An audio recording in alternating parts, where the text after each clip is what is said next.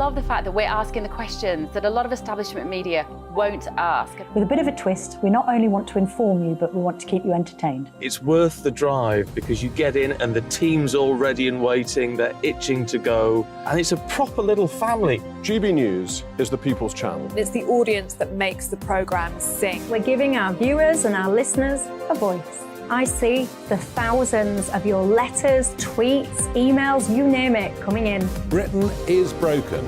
How on earth did we get into this mess? But more importantly, how do we get out of it? The establishment had their chance. Now we're here to represent you. It's time for something different.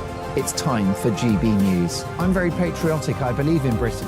Our best days lie ahead. Britain's watching. Britain's watching. Join us here on GB News. The people's channel. Britain's news channel. Join me, Patrick Christie's, Monday to Friday, 3 till 6. We tackle the day's news agenda like you've never seen before. It's high tempo, high octane, the most controversial topics, and the best guests. You will not be able to take your eyes and ears off it. I'm not afraid to ask the questions that you really want answered. 3 till 6 p.m, Monday to Friday on GB News, the People's Channel, Britain's news channel. GB News has its own late-night paper preview show, Headliners, where comedians take you through the next day's top news stories. You don't have to bother reading the newspaper, we've got it covered for you. Headliners, every night at 11 p.m, and repeated every morning at 5 a.m. We won't send you to sleep like some of the other paper review shows out there. GB News, the People's Channel, Britain's news channel.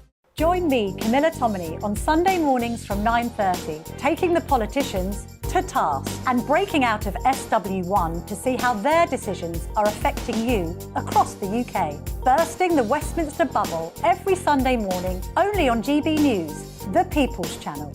Britain's watching. I'm Michael Portillo. Join me on GB News on a Sunday morning for topical discussion, debate, arts and culture, and sometimes even ethical dilemmas. I don't always agree with you, Michael. Michael Portillo, Sundays on GB News, the People's Channel, Britain's news channel. I'm Andrew Doyle. Join me at 7 o'clock every Sunday night for Free Speech Nation, the show where I tackle the week's biggest stories in politics and current affairs with the help of my 2 comedian panellists and a variety of special guests. Free Speech Nation, Sunday nights from 7 on GB News, the People's Channel, Britain's news channel.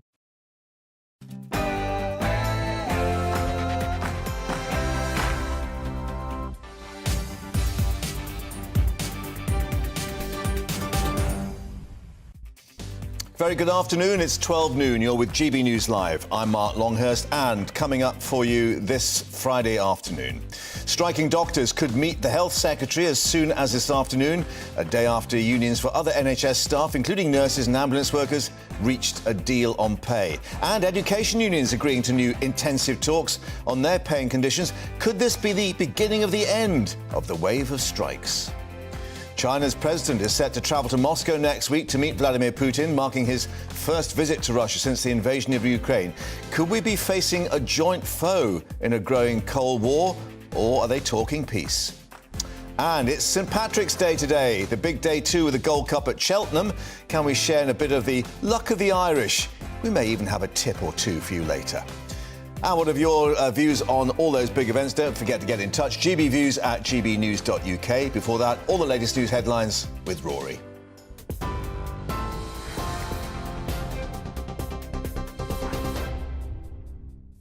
Good afternoon. It's 1 minute past 12. I'm Rory Smith in the GB Newsroom. It is understood that striking doctors could meet the Health Secretary to discuss a pay rise as soon as this afternoon. The British Medical Association is demanding a 35% pay increase for junior doctors, saying their pay has fallen in real terms by 26% since 2008. Meanwhile, NHS workers will now vote on whether to accept a new pay offer, which includes a 5% pay rise from April. But Chair of the Labour Party, Annalise Dodds, says pay talks should have happened sooner. Rishi Sunak and his ministers did not sit down and have that proper negotiation on pay for a very, very long time. And it's been estimated that about 140,000 operations and appointments were cancelled because of the impact of that industrial action. And that's even before you take the junior doctors' strike into account that's just started. So, the Conservatives have got to learn from this. They can't make the same mistakes when it comes to the junior doctors. Meanwhile, the Education Secretary will meet with unions today as part of intensive talks over teacher pay, conditions and workload reduction. The unions have agreed not to strike over the next 2 weeks as discussions continue. Killers with a history of coercive or controlling behaviour towards their victims are to face tougher sentences. A new law will require courts to consider a history of violent acts before convicting murderers. The changes follow recommendations made by lawyer Claire Wade in an independent review into domestic homicide sentencing. The government will respond in full to the Wade review this summer. Dominic Raab says it would be improper for him to comment on an ongoing investigation into bullying allegations against him. An independent inquiry into formal complaints made by senior civil servants is coming to a close. In an interview with GB News to discuss the tougher sentencing for criminals with a history of coercive behaviour, the Justice Secretary said he was not going to comment on the allegations. I've been very transparent about all of these things, but I'm not going to comment on the inquiry while it's undergoing. Just to be clear, anyone that does is breaching the rules of the inquiry, and I'm not going to do that because, as I say, I'm committed to behaving with professional integrity. The latest hearing in Prince Harry's libel claim against the Mail on Sunday will take place later today. The Duke of Sussex is suing Associated Newspapers Limited over an article about security arrangements for him and his family when being in the UK. China's president will hold so-called strategic cooperation talks with his Russian counterpart next week. Beijing and Moscow struck a no-limits partnership shortly before Russia invaded Ukraine. Western countries have warned Beijing against supplying Moscow with weapons, but China has denied such plans, criticising Western weapon supplies to Ukraine. 3 million people have been experiencing driving licence delays since April 2020, according to a report by the Public Accounts Committee. Some of those affected have experienced job or income loss and are unable to start or return to work because of the delay. Both the pandemic and using equipment that is not up to date are being blamed for the issue. Passport office workers will strike for 5 weeks starting next month in a dispute over jobs, pay and conditions. More than 1,000 members of the public and commercial services will walk out from the 3rd of April to the 5th of May across England, Scotland and Wales. The union says the action could have a significant impact on the delivery of passports. The founder of Ann Summers, Jacqueline Gold, has died at the age of 62. In a statement, her family said Jacqueline died yesterday evening after battling stage 4 breast cancer for 7 years. She was made a CBE in 2016 for services to women in business, entrepreneurship and social enterprise. Royal fans will be able to watch the King's coronation on big screens across the UK. Over 30 screens will be erected at famous landmarks, including Cardiff Castle, Belfast City Hall and Piccadilly Gardens in Manchester. The government says it will make it easier for everyone to feel part of the historic event taking place on May the 6th. This is GB News. We'll bring you more news as it happens. Now, back to Mark.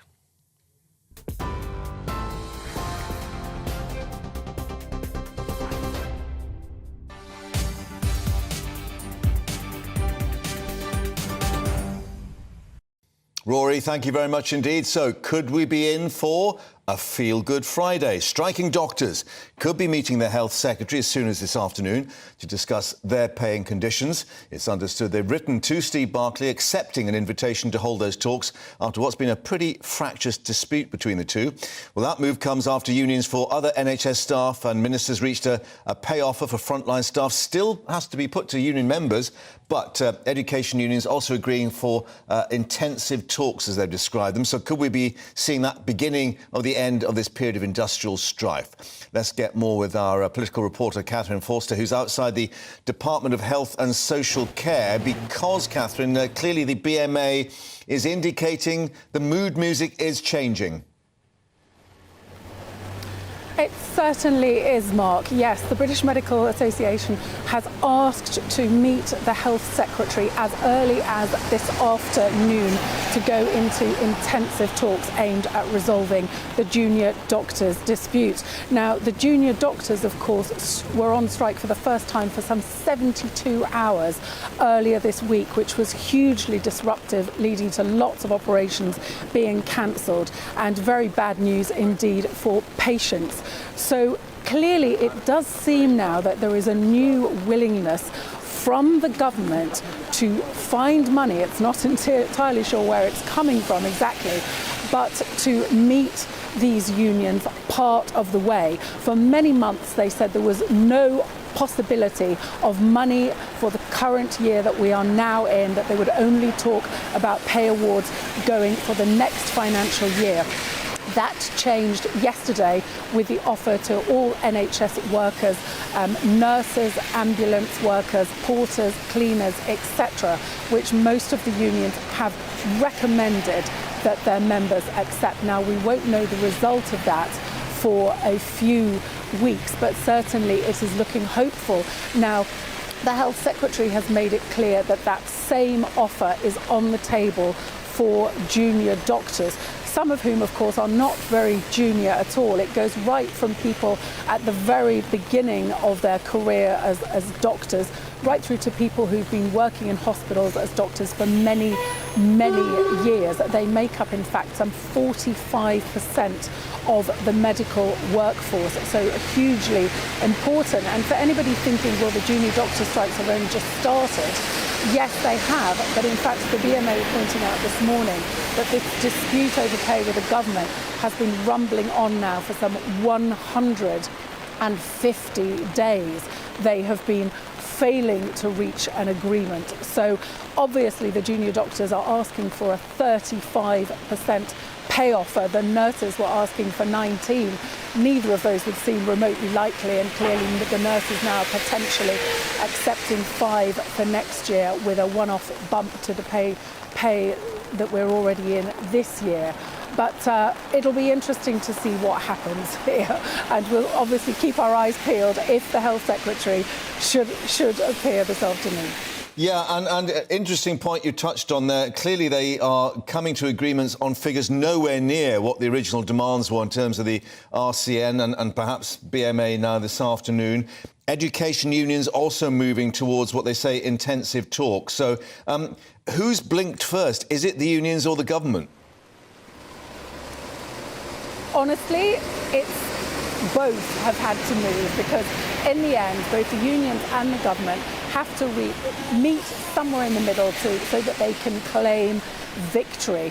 Both sides need to come out being able to sort of hold their heads up and say that they have got a reasonable deal. Obviously, the nurses have come down a huge amount, but also the government have changed their tune too, because for many months and before Christmas particularly, the Health Secretary was taking a very hard line saying no, absolutely no more money for the year that we're currently in. And now, as we've seen, they have managed to find that money. So definitely compromise on both sides. And in terms of the NHS deal that's been offered, it does seem potentially that it may unlock progress in other disputes. So Gillian Keegan, the Education Secretary, arrived for talks this morning at the Department for Education, now entering intensive discussions with the education unions. The education unions had agreed for the next fortnight not to announce any further strike dates. Of course, many parents up and down the country will have had their kids off school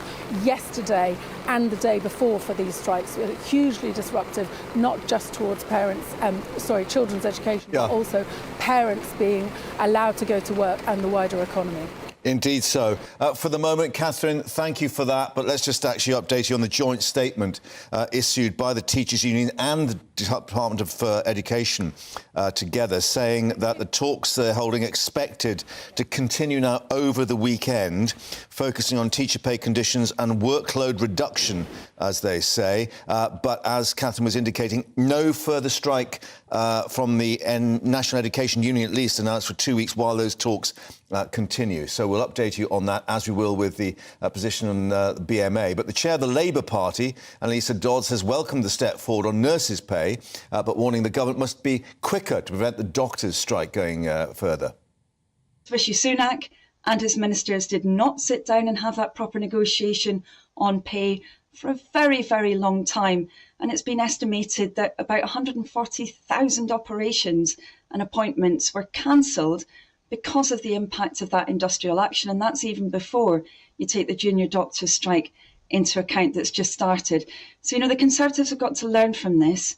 They can't make the same mistakes when it comes to the junior doctors' strike. They really need to sit down and get a resolution to this, because otherwise we will see that impact ultimately on our patients. Well, that's Annalisa Dodds for Labour. Meanwhile, the Deputy Prime Minister, Dominic Raab, says that the NHS pay offer will not be stoking inflation and that he hopes that the BMA will also accept a deal this afternoon. I think it's good news that in all of those areas, the vast majority of the unions have accepted the deal that has been offered following the discussions with the Health Secretary. Look, in relation to junior doctors, I know that the Health Secretary has extended the offer for negotiations with the BMA. I think it will be the right thing to do for them to accept it. I hope they will. I think it's a good deal which is fair, which recognises the situation they're in, that recognises the need that we've all got to tackle the backlog in the NHS. But I also think it's been crafted in a way which won't make inflation worse. Well, that was Dominic Raab talking on the issue of the pay dispute, or settlements as they may well now be. But the Justice Secretary was also reflecting earlier when he spoke to us on domestic abusers who kill their partners or former partners to receive tougher sentences under government plans published today. The law to be changed so that a history of coercive or controlling behaviour or the use of excessive or gratuitous violence, as they say, made aggravating factors in sentencing. It could mean that those who are found guilty of murder in such circumstances facing more time behind bars. Let's get more from Westminster and our political reporter, Olivia Utley. And Olivia, this follows a review from a barrister, Claire Wade, in terms of domestic homicide sentencing, and the government basically saying there'll be a full response in the summer, but already an indication as to the way they want it to go. Yes, already an indication, and quite a strong indication here. Another element of the announcement this morning is that rapists and murderers who are serving whole life sentences will no longer be able to marry in prison. A small change, you might think, but a sure sign of the government's indication to move towards heavier sentencing. Now, the government knows that that is very, very popular in Conservative voting constituencies. So any move towards heavier sentencing is a big win for the government. Labour will probably push back against it, but this is a chance for the Conservative Party to sort of throw a bit of red meat to its supporters. Low sentencing, especially for violent offenders, is considered a big problem across the country, and we also know that there is a big issue with prisoners being released before they've served their full amount of time, before they've served, in some cases, half their time. It's a big campaign for some backbenchers in the Conservative Party. So yes, we're expecting the full report later in the summer, but for now, a clear indication that the government is going to toughen up. And what will be really interesting about this is to see how Labour responds. Will it push back, or will it realise that this is just a battle that it does not want to pick with the electorate just a few months off election period? As you say, a political element to this, but in terms of the law itself, I mean, there was, I think, the Serious Crime Act back in 2015 that gave the basis for this in talking about the crime of coercive behaviour. Yes, absolutely. So coercive behaviour is a particular form of abuse which has only quite recently been recognised as a form of abuse in law in 2015, as you say. So this is building on that and will give tougher sentences to domestic offenders, which make up a huge proportion of violent offenders in the UK. So it will probably be a pretty popular move from the government and is following clear advice. Olivia, at a damp Westminster, thank you very much indeed for joining us down there and braving the weather. More reaction, of course, to that. But let's reflect, too, that it is St Patrick's Day, so we'll be celebrating that coming up in a moment. And also, Naz, that the Chinese President Xi Jinping is to travel to Moscow next week. What could that mean for Ukraine? Could there be peace talks? We'll have reaction from Ukraine itself. But as we're talking about the weather, let's see what's in store for us. Hello again, it's Aidan McGibbon here from the Met Office. There'll be some lively showers around through the rest of the day, especially across central parts of England. Some brighter spells in between, and it will be mild, apart from the far north of Scotland, where we'll keep some colder conditions, some grey skies and some drizzle. The rest of the UK, subject to southwesterly winds. Those southwesterly winds bringing relatively high temperatures for the time of year, but also fairly unsettled weather, a lot of showers or even longer spells of rain. Some wet weather there clearing from East Anglia in the southeast during the early afternoon. Some wet weather also returning into western parts of the country. In between, some heavy downpours, hail and thunder, but some sunshine in between, and in the sunshine, 15 or 16 Celsius possible for some central parts, 12 or 13 widely. But for the north of Scotland, we keep the low cloud, and as a result for Caithness, for Sutherland, 4 or 5 degrees. Brighter skies for Shetland and a few showers. Cold here as well with a northerly breeze, but elsewhere across the UK, it's generally cloudy skies overnight. Further showers here and there, and some low cloud covering the hills in the west and the south.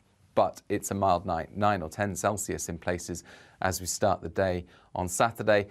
Grey skies, though, for many. Outbreaks of rain from the word go. Some longer spells of showery rain at times. Into the afternoon, I think the cloud will break up and we'll see a mix of sunny spells and scattered showers developing in many spots. Some more persistent rain into the north and west of Scotland as well as Northern Ireland, however, where it will feel a bit colder. But elsewhere, again, it's mid-teens, and with those temperatures, well, we'll see some hail and thunder with some of the livelier downpours, especially through the Midlands and into northern England.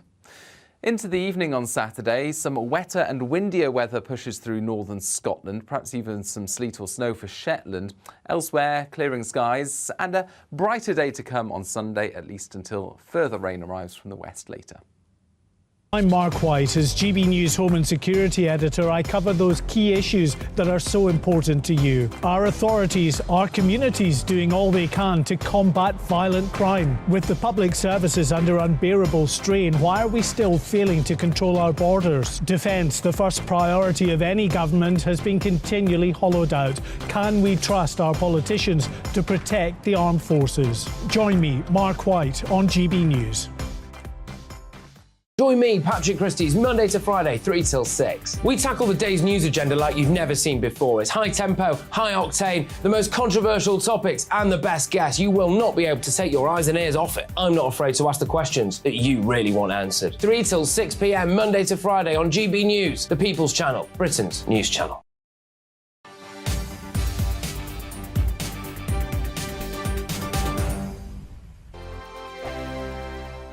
We are GB News, the People's Channel. And right across the United Kingdom. You can find us on Sky Channel 512. Virgin Media Channel 604. Freesat Channel 216. Freeview Channel 236. And YouView Channel 236. You can also take us with you on DAB Plus Radio. With the GB News app and at the website gbnews.uk. We're absolutely everywhere. Come join us on GB News, the People's Channel, Britain's news channel.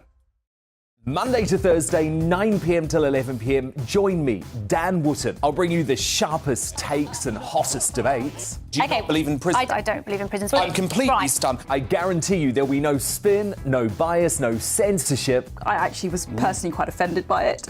And no reason to go to bed. So I guess they've always been quite woke. That's Dan Wootton tonight on TV, radio and online. Monday to Thursday from 9 p.m. till 11 p.m. on GB News. The People's Channel, Britain's news channel. Hello, I'm Michelle Dewberry, and you can join me every weekday 6 till 7 on Jubes and Kerr. You're an inspiration to us all. Clip that bit up. Well, you are. That's my ringtone. My political ambitions are, those days are gone, I can tell you. She's only teasing. Go on. He's probably going to want to lay down now. I'll give him 2 minutes to have one. Let's respectfully disagree. That's what we like on Jubes and Kerr. Come and join us. GB News, the People's Channel. Michelle Dewberry, weekday evenings at 6 o'clock. I'm Simon Evans. Join me on GB News for Headliners at 11 p.m. What's the scoop? I'll be joined by two of the country's top comedians. That's right. As we take a look at tomorrow's newspapers tonight. We're going to get into trouble. If it's a big story, we'll be covering it. Spill some tea on him. There we go. But we'll also have some fun. I wouldn't stick up a bank. My father didn't love me. So anyway. Headliners every night from 11 on GB News, the People's Channel, Britain's news channel. It's all about family, being in people's living rooms, all the interaction and getting to know who our viewers and listeners are. When I was young, my dad used to say, "Nana, stop arguing." I wanted an outlet that would enable me to give my opinion. People are going through a really hard time right now, and I know that you don't feel like you're being listened to by the establishment. I came to GB News because it's the People's Channel, and I want the audience to have their say on the events of the day. We're dynamic. We do something different. Democracy shows that the wisdom of the nation is in its people. I get to travel to find out what the story is from a personal perspective. The British people aren't fools. We know when we're not being told the full story. We've got to work out how Britain moves forward from this. It's the best country in the world. The establishment had their chance. Now we're here to represent your views. Britain's watching. Britain's watching. Britain's watching. We're proud to be GB News. The People's Channel. Britain's news channel.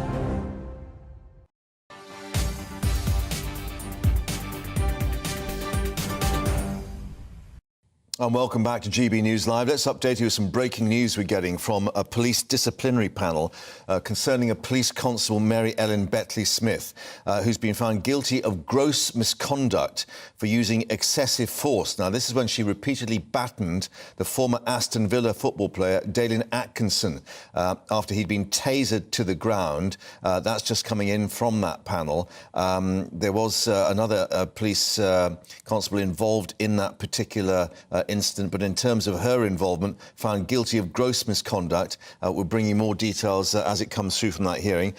In addition to that, we were also updating you, of course, about the possibility of the BMA coming to an agreement with the government after the talks with other NHS workers. The Downing Street official spokesman number 10, Prime Minister's spokesman, has just revealed to reporters that the new pay deal offered to the striking health workers will be costing an additional £4 billion. The consolidated element, this is for next year, or 23 to 24, an additional investment, as they called it, of £1.3 billion. But the Prime Minister's spokesman not putting any details on how that will be funded. The Health Department to hold discussions with the Treasury, we're being told. So they're going to have to try and find the money from somewhere, clearly.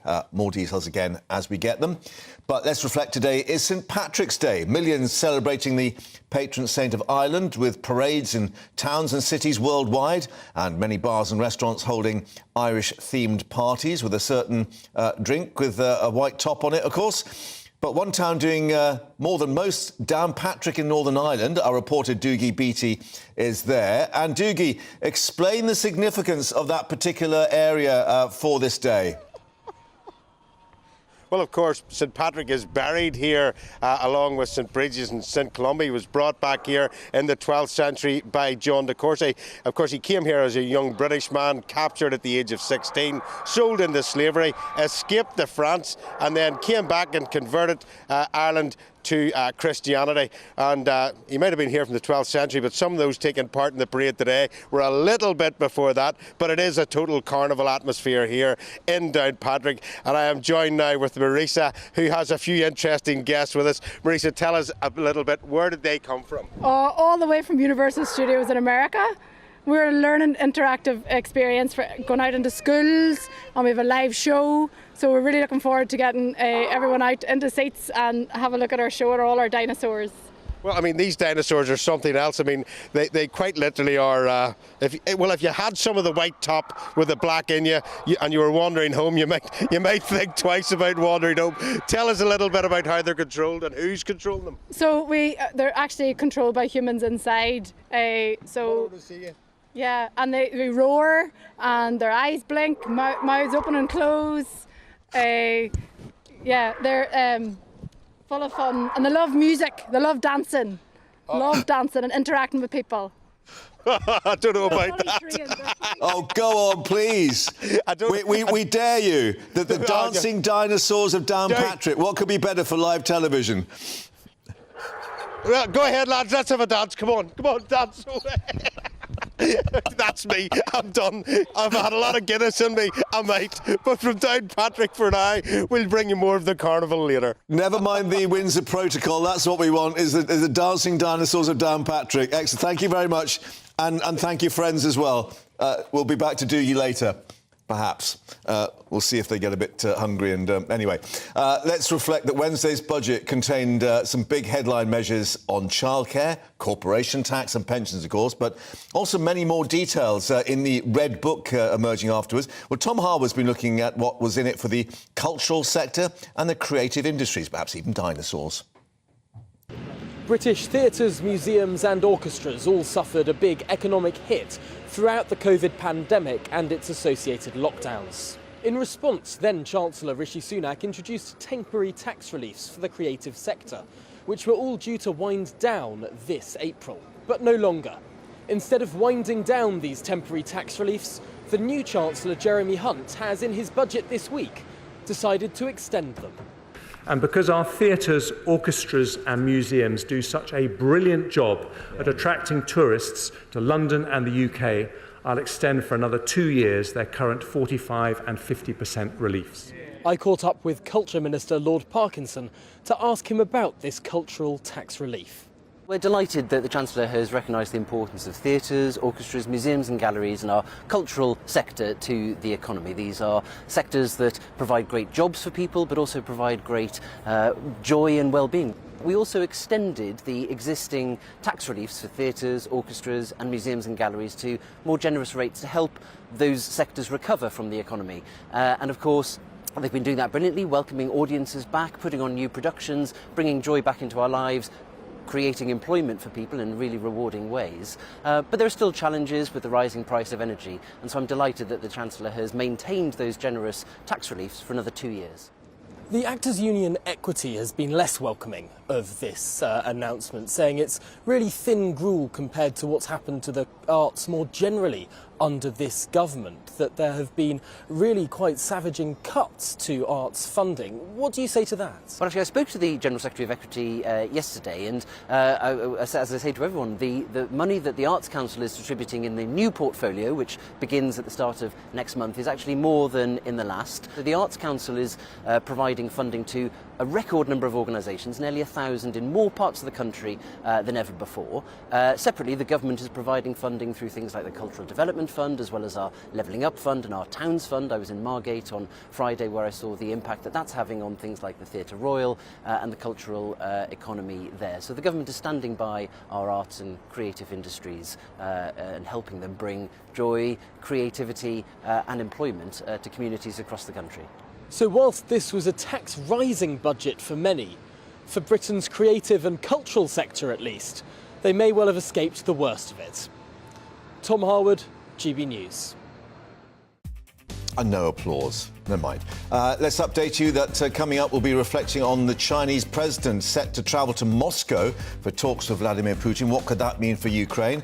Also on this St Patrick's Day, it's Gold Cup Day at Cheltenham. So talking to racing broadcaster and journalist, we might even have a tip for you. First, let's get an update on all the latest headlines with Rory.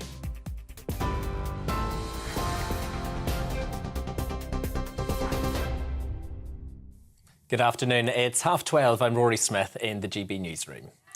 It is understood that striking doctors could meet the Health Secretary to discuss a pay rise as soon as this afternoon. The British Medical Association is demanding a 35% pay increase for junior doctors, saying their pay has fallen in real terms by 26% since 2008.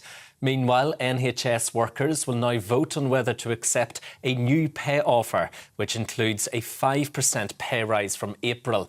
Downing Street says the new pay deal would cost an additional £4 billion. But Chair of the Labour Party, Annalise Dodds, says pay talks should have happened sooner. Rishi Sunak and his ministers did not sit down and have that proper negotiation on pay for a very, very long time. And it's been estimated that about 140,000 operations and appointments were cancelled because of the impact of that industrial action. And that's even before you take the junior doctors' strike into account that's just started. So, the Conservatives have got to learn from this. They can't make the same mistakes when it comes to the junior doctors. Meanwhile, the Education Secretary will meet with unions today as part of intensive talks over teacher pay, conditions and workload reduction. The unions have agreed not to strike over the next 2 weeks as discussions continue. 3 men accused of murdering footballer Cody Fisher will stand trial in July. 21-year-old Cammy Carpenter, 22-year-old Remy Gordon and 18-year-old Regan Anderson have pleaded not guilty to the charge. The footballer was killed inside a Birmingham nightclub shortly before midnight on Boxing Day last year. TV, online and DAB+ radio, this is GB News.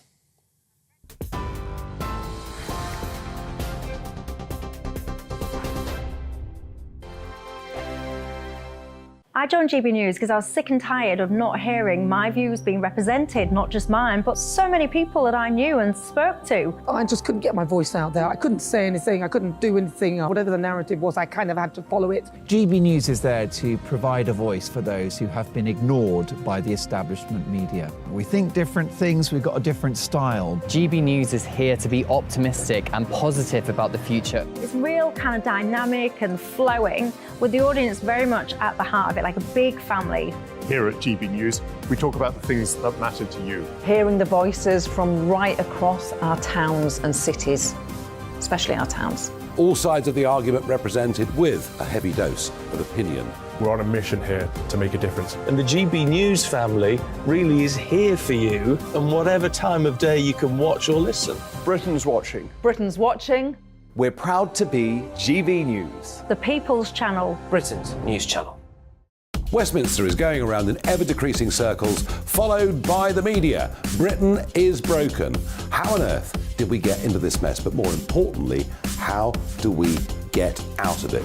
Join me at 7 p.m, Mondays to Thursdays on Farage, here on GB News. We will have open, rational debate. We've got to work out how Britain moves forward from this. Join us here on GB News, the People's Channel. Britain is watching. You've probably seen politicians interviewed 1,000 times, but we do it differently. We find out who they really are, we don't shout, we chat, and hopefully we bring a bit of light, not just heat. Did you know Kate Moss? Apparently. Do you have a pair of jeans or a pair of jeans? No, of course I don't. What would I do with them? My friends are like, oh my God, what's she doing now? Join me every Sunday at 6 for Gloria Meets, only on GB News, the People's Channel, Britain's news channel. I'm Jacob Rees-Mogg, the Member of Parliament for North East Somerset and a former government minister. For years, I've walked the corridors of power in both Westminster and the City of London. I campaigned in the largest democratic vote in our island's story. I know this country has so much to be proud of. We need to have the arguments, the discussions on how we make it better. The wisdom of the nation is in its people. Vox Populi, Vox Dei. That's why I'm joining the People's Channel. Join me Monday to Thursday at 8 p.m. on GB News, Britain's news channel. I'm Mark White. As GB News Home and Security Editor, I cover those key issues that are so important to you. Our authorities, our communities doing all they can to combat violent crime. With the public services under unbearable strain, why are we still failing to control our borders? Defence, the first priority of any government, has been continually hollowed out. Can we trust our politicians to protect the armed forces? Join me, Mark White, on GB News.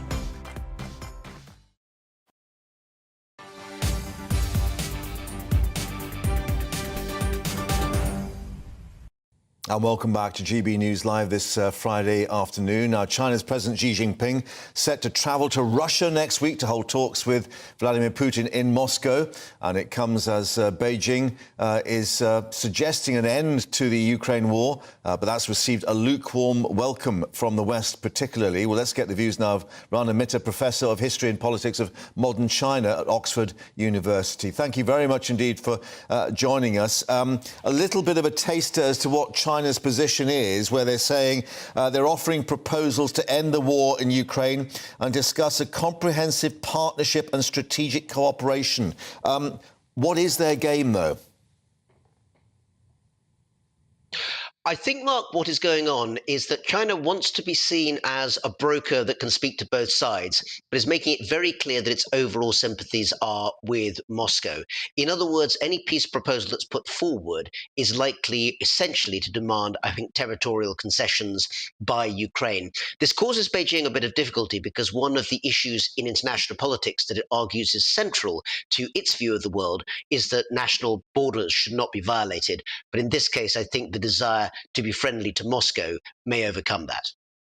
And what would it be for China's benefit? I mean, clearly they're looking perhaps to get Russian fuel, Russian oil supplies, but the big question is the quid pro quo, whether they'd be providing extra armaments to Russia ahead of any peace deal. There are some reports that some level of armaments, including assault rifles, may be in the process of being shipped to Russia. But I think the big win from Beijing's point of view is actually geopolitical. They share one particular piece of worldview with, Beijing and Moscow share one particular worldview, which is that Washington, D.C. is the source of all the real problems in terms of their own global position. They regard the expansion of NATO as having been the real cause of the Russian invasion of Ukraine. And while China does maintain the position that it wants to improve relations with the United States, the last few weeks have been very, very icy, very chilly in terms of the relationship between Washington and Beijing. So that's, I think, the wider picture.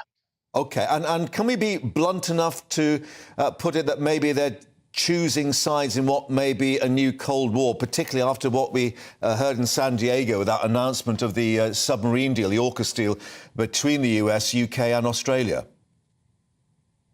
Well, actually, it's a bit more complex than that, because one of the things that China wants to do that I think Russia now has no hope of is still to try and keep the Europeans on board. In other words, Beijing does have the hope that while the United States is now a lost cause, essentially, from their point of view, Germany, France, and even to some extent the UK, as a country that it still has a certain level of influence in places like the UN Security Council as a permanent member, those are areas where China will want to suggest that its peacemaking efforts are genuine. So it's not quite a Cold War yet. It's more China stepping away. And that will be because they realise how important trade is with the European bloc, UK particularly, even though we're now getting a little bit concerned about TikTok and Huawei phones and so on. Yes, if you look at, say, one of the biggest German firms, Volkswagen, it has massive factories in China, makes a lot of its profits there. Actually true of some American firms too, like Ford. The Japanese also have a significant presence there. So it's worth remembering, as you're pointing out, Mark, that international trade can often be very influential and often cuts across what the geopolitics might say. It's a complex picture, in other words. And last thought, have they got the weight, if you like, to actually get Russia and Ukraine to the table to start peace talks? I think China will have to suggest at least something to give Ukraine to work with. If it's simply about giving up territory, then the Ukrainians will almost certainly say no. Rana Mitter, thank you very much for joining us, a Professor of History and Politics of Modern China at Oxford. Great to talk to you. Thanks for your time. And, of course, we'll be reflecting on that visit next week and speaking to Ukraine a little later in the programme. Now, let's reflect on what's been a turbulent week on the markets. Banks in the United States in the latest move depositing some $30 billion in First Republic Bank in an attempt to prop up its finances. The likes of the Wall Street giants, JP Morgan Chase, Bank of America, Citigroup, Wells Fargo, Goldman Sachs and Morgan Stanley all dipping into their pockets to deposit between $1 and $5 billion. Well, that rescue package coming less than a day after Credit Suisse secured some £44 billion from the Swiss Central Bank to shore up its position. Well, joining us now, financial columnist at The Telegraph, Matthew Lynn. Matthew, thank you for your time after what's been a pretty sort of helter-skelter week. Are we out of the woods yet, or could we still see problems? In the financial markets, I mean, it's one of the features of them. You're never quite out of the woods. I mean, otherwise, if everything was secure and stable, the world would be a lot easier. I think the short answer to that is no. You've seen two major systemic risks in the last week. First of all, Silicon Valley Bank in the United States, under threat of a bank run, and then you saw all the problems at Credit Suisse. But in both cases, the central bank has stepped in with extra money to, shore up the banks and to make sure they don't get down. That's probably the right decision, but it's going to have consequences. But yeah, absolutely. We'll see where else the nervousness comes out.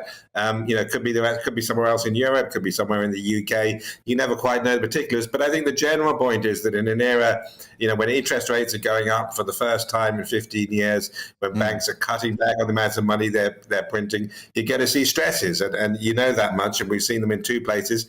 Almost certainly going to see more. Yeah, the reason I asked that question is that a guru, Larry Fink, BlackRock, world's biggest money manager, his quote earlier in the week, this could be the start of a slow-rolling crisis that could see other failures because of the price of easy money and high interest rates. And just to explain to people, I know that, obviously European Central Bank has raised again by 50 basis points, 0.5%. That makes some of the holdings these banks have got in bonds actually worth less as that interest rate climbs. Yeah, absolutely true. That's the kind of root of the problem. Is banks hold vast quantities of bonds. They take they put it in very simple terms. You put in a few £100 into your bank, thinking that it's just a deposit. It'll be there when you get it back, and then they go out and invest it. And bonds are normally a very safe investment. In fact, the regulators have been, ironically demanding that the banks put more and more of their money into government bonds over the last few years to try and increase. Yeah, absolutely. Regulation. We could talk about this all day, couldn't we? You start out with good intentions, but it doesn't always work. Maybe not all day, but let's just have another. We can have that conversation as well, but carry on. Yeah, another thought. We heard these things, too big to fail, as safe as a Swiss bank. It doesn't seem to quite hold true. How safe are we in terms of if we do see further failures? Have we got enough circuit breakers in the system? Has the Bank of England got enough intelligence to avoid problems here in the UK? Short answer, no. I think actually we haven't mentioned it yet, but we saw part of this problem around the time of the LTI crisis. Back at the time of the mini budget, when dim distant days Liz Truss was still Prime Minister for a few weeks. It was the same fundamental cause, is that the interest rates went up more sharply than people expected.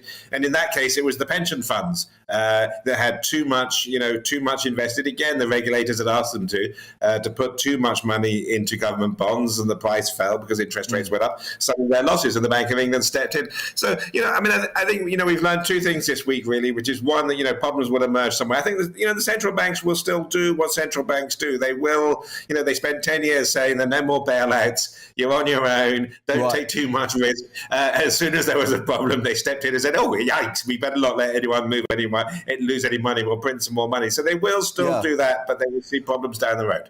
OK, so last thought, does that mean perhaps that the Fed and the Bank of England, of course, in this coming next week, will maybe a little bit more cautious about pushing rates further if they think there's still a problem with inflation? Yeah, I think so. I think they'll ease back. They may do a quarter point this week, this coming week, when they would have done a half point if everything had been completely fine. I think they'll ease back a little bit on interest rate rises, but it's not a cost-free exercise. There are no cost-free exercises usually ever, and what you'll see is that inflation sticks around for longer and is higher than it otherwise would be, and I think that'll actually be the big cost of this week. OK, we'll see what happens in the coming week. But Matthew, for the moment, thank you very much indeed for joining us here on GB News. Thank you. Now, the Royal British Legion has revealed the members of Team UK for the 2023 Invictus Games. The participants, of course, all wounded, injured, sick, serving personnel and veterans representing the UK at those games in Dusseldorf in September. Let's cross to Greenwich now and speak to our London reporter Lisa Hartle, who's been at that announcement. Obviously, many celebrating and perhaps even starting to get in training already for that.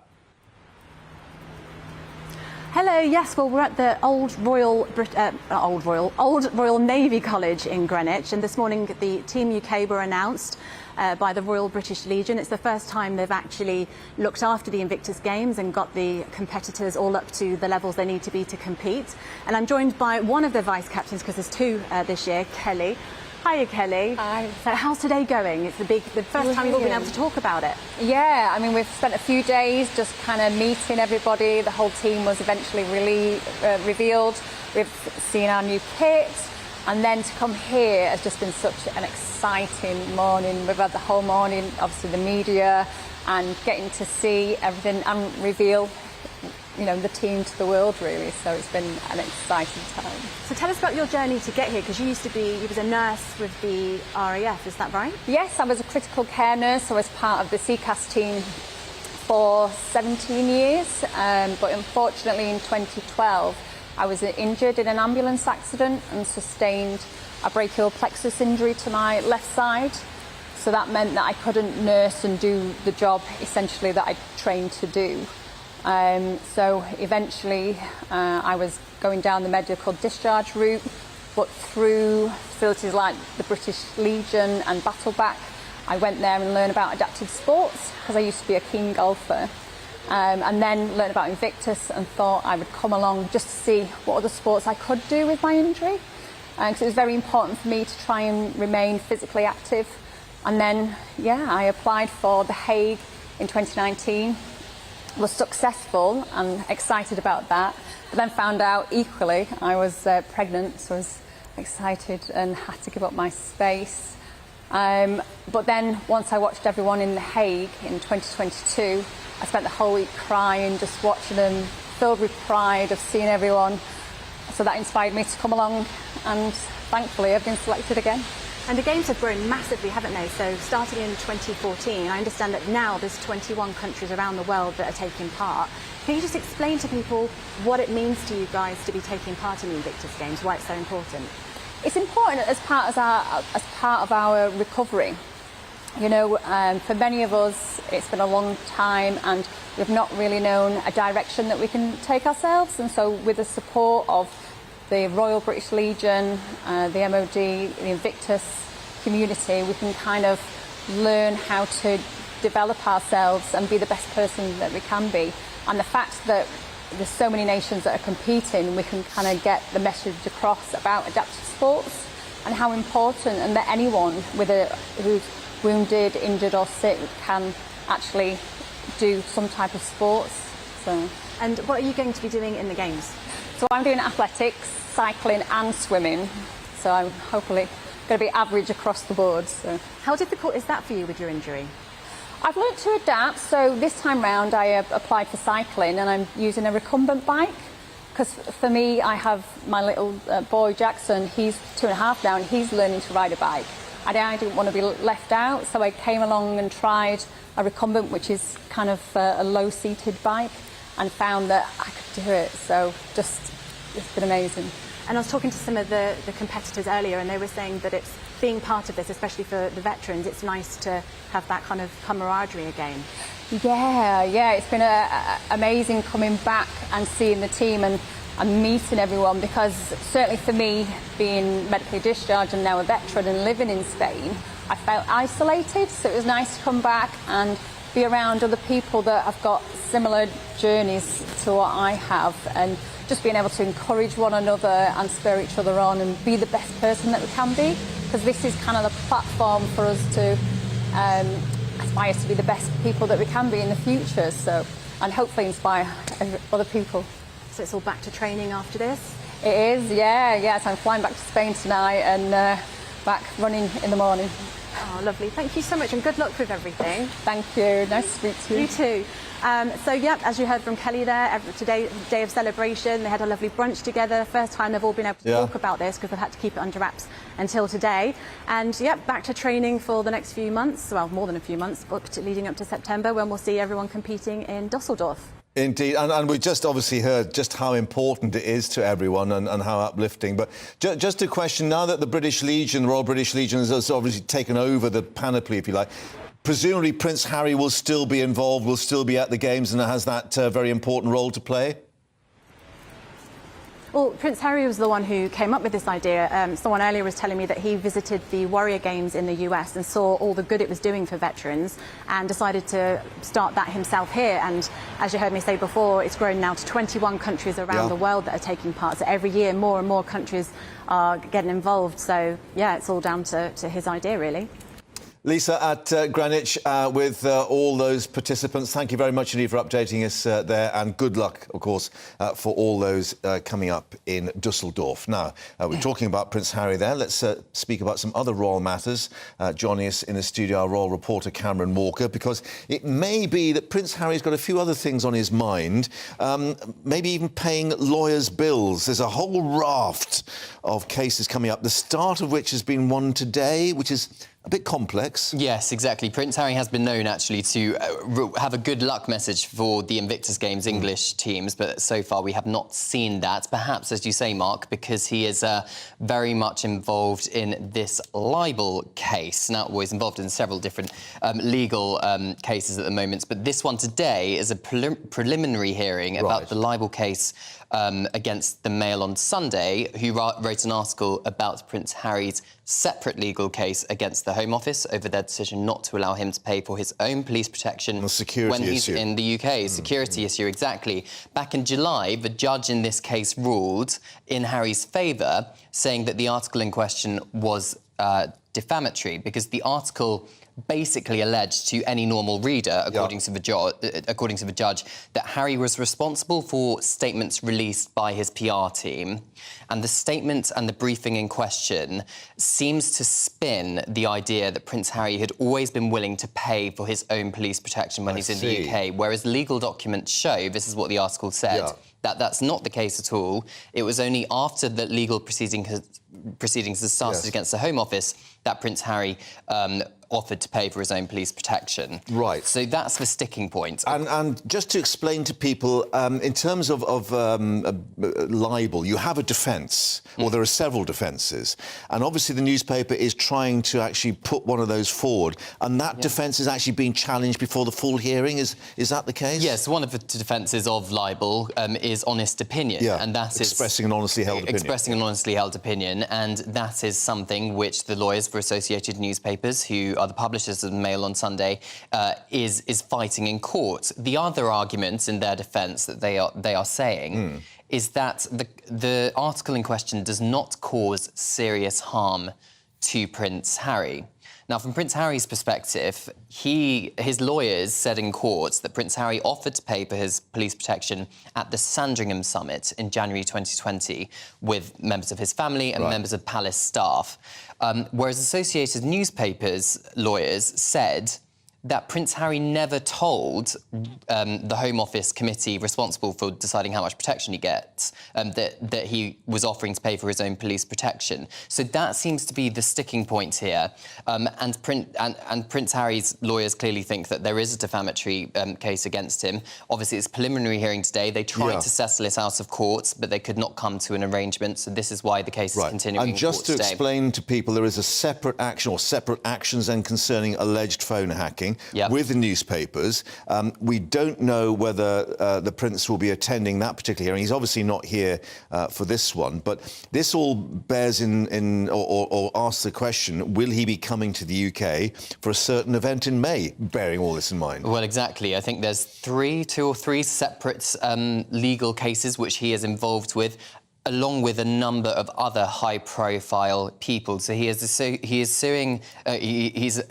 seeking damages from Mirror Group newspapers for alleged unlawful information gathering, i.e. alleged phone hacking.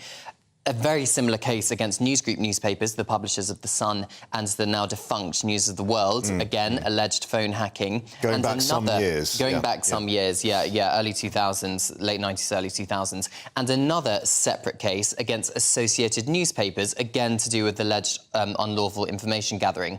So to summarise, Prince Harry seems to be very much at war with the British press over a number of issues. Okay. Just very quickly on a happier note, there will be a royal presence to celebrate St Patrick's Day a little later? Yes, well, it's already happened. Oh, right, okay. I'm late on parade. You are late on parade, yes. So the Prince and Princess of Wales, of course, the Prince of Wales is the outgoing Colonel of the Irish Guards for St Patrick's Day. The Princess of Wales is now taking over as Colonel of the Irish Guards. Both of them have delivered speeches, and Prince William says his wife, Catherine, is already a committed So you'll be back later to tell us all about that with some pictures as well. Because it is St Patrick's Day today, so we wish you well if you're celebrating that.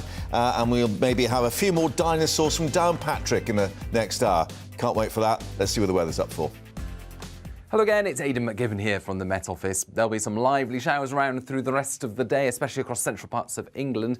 Some brighter spells in between, and it will be mild, apart from the far north of Scotland, where we'll keep some colder conditions, some grey skies and some drizzle. The rest of the UK, subject to southwesterly winds. Those southwesterly winds bringing relatively high temperatures for the time of year, but also fairly unsettled weather, a lot of showers or even longer spells of rain. Some wet weather there clearing from East Anglia in the southeast during the early afternoon. Some wet weather also returning into western parts of the country. In between, some heavy downpours, hail and thunder, but some sunshine in between, and in the sunshine, 15 or 16 Celsius possible for some central parts, 12 or 13 widely. But for the north of Scotland, we keep the low cloud, and as a result for Caithness, for Sutherland, 4 or 5 degrees.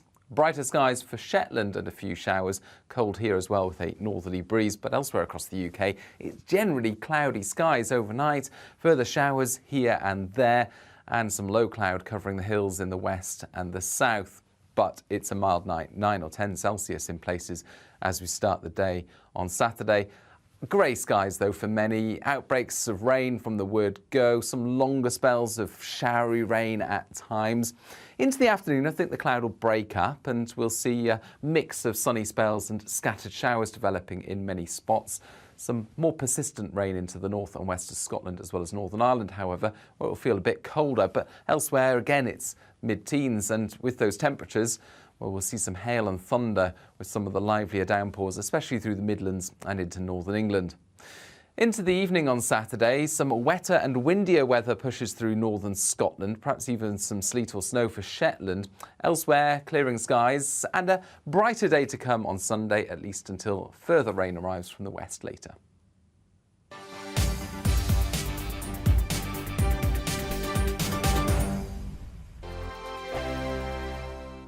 Monday to Thursday nights on GB News. At 6, it's Dubes & Co.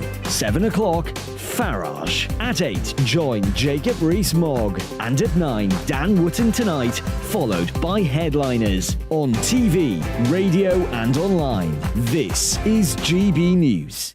First and foremost, I am a GB News fan, and I was before I was working here. Just love the fact that we're asking the questions that a lot of establishment media won't ask. With a bit of a twist, we not only want to inform you, but we want to keep you entertained. It's worth the drive because you get in and the team's all ready and waiting, they're itching to go, and it's a proper little family. GB News is the People's Channel. It's the audience that makes the programme sing. We're giving our viewers and our listeners a voice. I see the thousands of your letters, tweets, emails, you name it, coming in. Britain is broken.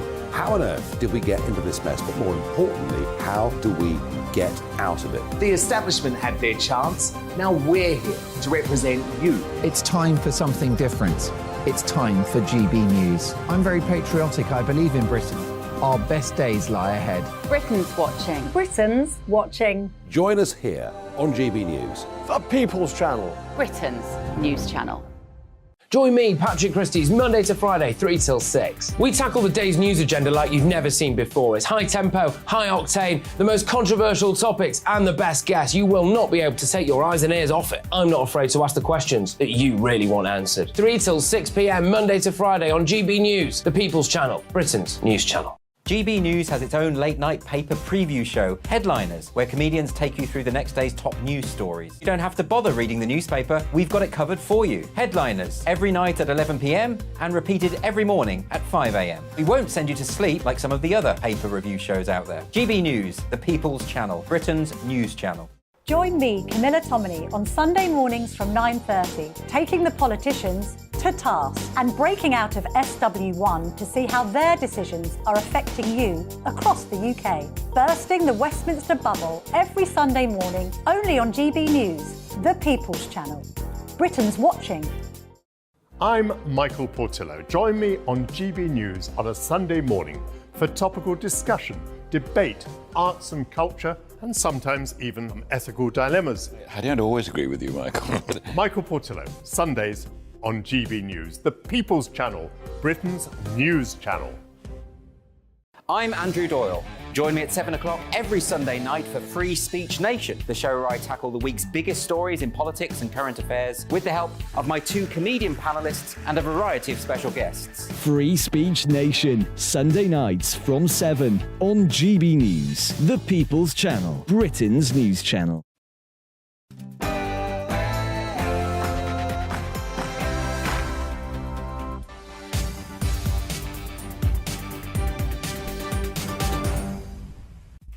Very good afternoon to you. You're with GB News Live with me, Mark Longhurst, and coming up for you this Friday lunchtime. Striking doctors could now be meeting the Health Secretary this afternoon, just a day after unions for other NHS staff, including ambulance workers and nurses, reached a deal on their pay. Education unions too agreeing on a new intensive talk on their pay and conditions. Could it mean the beginning of the end for this waves of strikes? China's President Xi Jinping set to travel to Moscow next week to meet Vladimir Putin, marking his first visit to Russia since the invasion of Ukraine. Could it bring peace there or a hotting up of the Cold War with the West?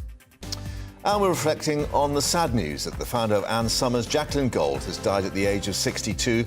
Her family saying she passed away yesterday after 7 years battling breast cancer. We'll be reflecting on her career.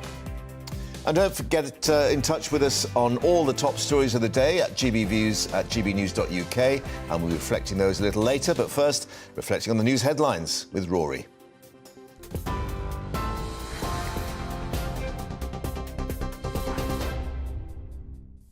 Good afternoon. It's 2 minutes past 1. I'm Rory Smith in the GB Newsroom. It is understood that striking doctors could meet the Health Secretary to discuss a pay rise as soon as this afternoon. The British Medical Association is demanding a 35% pay increase for junior doctors, saying their pay has fallen in real terms by 26% since 2008. Meanwhile, NHS workers will vote on whether to accept a new pay offer. Downing Street says the new pay deal would cost an additional £4 billion. But Chair of the Labour Party, Annalise Dodds, says pay talks should have happened sooner. Rishi Sunak and his ministers did not sit down and have that proper negotiation on pay for a very, very long time. And it's been estimated that about 140,000 operations and appointments were cancelled because of the impact of that industrial action. And that's even before you take the junior doctors' strike into account that's just started. So, the Conservatives have got to learn from this. They can't make the same mistakes when it comes to the junior doctors.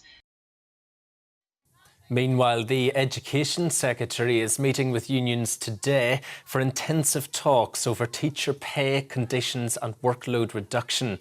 The unions have agreed not to strike over the next 2 weeks as discussions continue. China's president will hold strategic cooperation talks with President Putin next week. Beijing and Moscow struck a no-limits partnership shortly before Russia invaded Ukraine. Western countries have warned Beijing against supplying Moscow with weapons. But China has denied such plans, criticising Western weapon supplies to Ukraine. Police Constable Mary Ellen Bettley-Smith has been found guilty for attacking a former Aston Villa footballer with a taser and a baton. Former striker Dalian Atkinson died after being kicked at least twice in the head by another officer, Benjamin Monk, who has been jailed for 8 years for manslaughter. Miss Bettley-Smith was cleared of assaulting Mr Atkinson after a trial, but the Independent Office for Police Conduct found there was a gross misconduct disciplinary case to answer for her use of force. 3 men accused of murdering footballer Cody Fisher will stand trial in July. The footballer was killed inside a Birmingham nightclub shortly before midnight on Boxing Day last year. 21-year-old Cammy Carpenter, 22-year-old Remy Gordon and 18-year-old Regan Anderson have pleaded not guilty to the charge. Killers with a history of coercive or controlling behaviour towards their victims are to face tougher sentences. A new law will require courts to consider a history of violent acts before convicting murderers. The changes follow recommendations made by lawyer Claire Wade in an independent review into domestic homicide sentencing. The government will respond in full to the Wade review this summer. The latest hearing in Prince Harry's libel claim against the Mail on Sunday will take place later today. The Duke of Sussex is suing Associated Newspapers Limited over an article about security arrangements for him and his family when being in the UK. 3 million people have been experiencing driving licence delays since April 2020, according to a report by the Public Accounts Committee. Some of those affected have experienced job or income loss and are unable to start or return to work because of the delay. Both the pandemic and using equipment that is not up to date are being blamed for the issue. Passport office workers will strike for 5 weeks, starting next month, in a dispute over job, pay and conditions. More than 1,000 members of the public and commercial services will walk out from the 3rd of April to the 5th of May across England, Scotland and Wales. The union says the action could have a significant impact on the delivery of passports. The founder of Ann Summers, Jacqueline Gold, has died at the age of 62. In a statement, her family said Jacqueline died yesterday evening after battling stage 4 breast cancer for 7 years. She was made a CBE in 2016 for services to women in business, entrepreneurship and social enterprise. Rolls-Royce has secured funding to build a nuclear reactor for a base on the moon.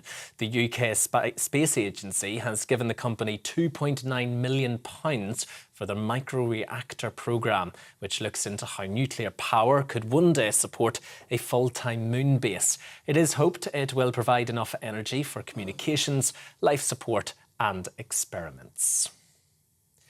The Prince and Princess of Wales have been celebrating St Patrick's Day with the Irish Guards. Kate and William have attended the St Patrick's Day parade in Aldershot. It is Kate's first time at the parade as Colonel of the regiment. The royal couple also met with past members of the Irish Guards. This is GB News. We'll bring you more news as it happens. Now though, back to Mark.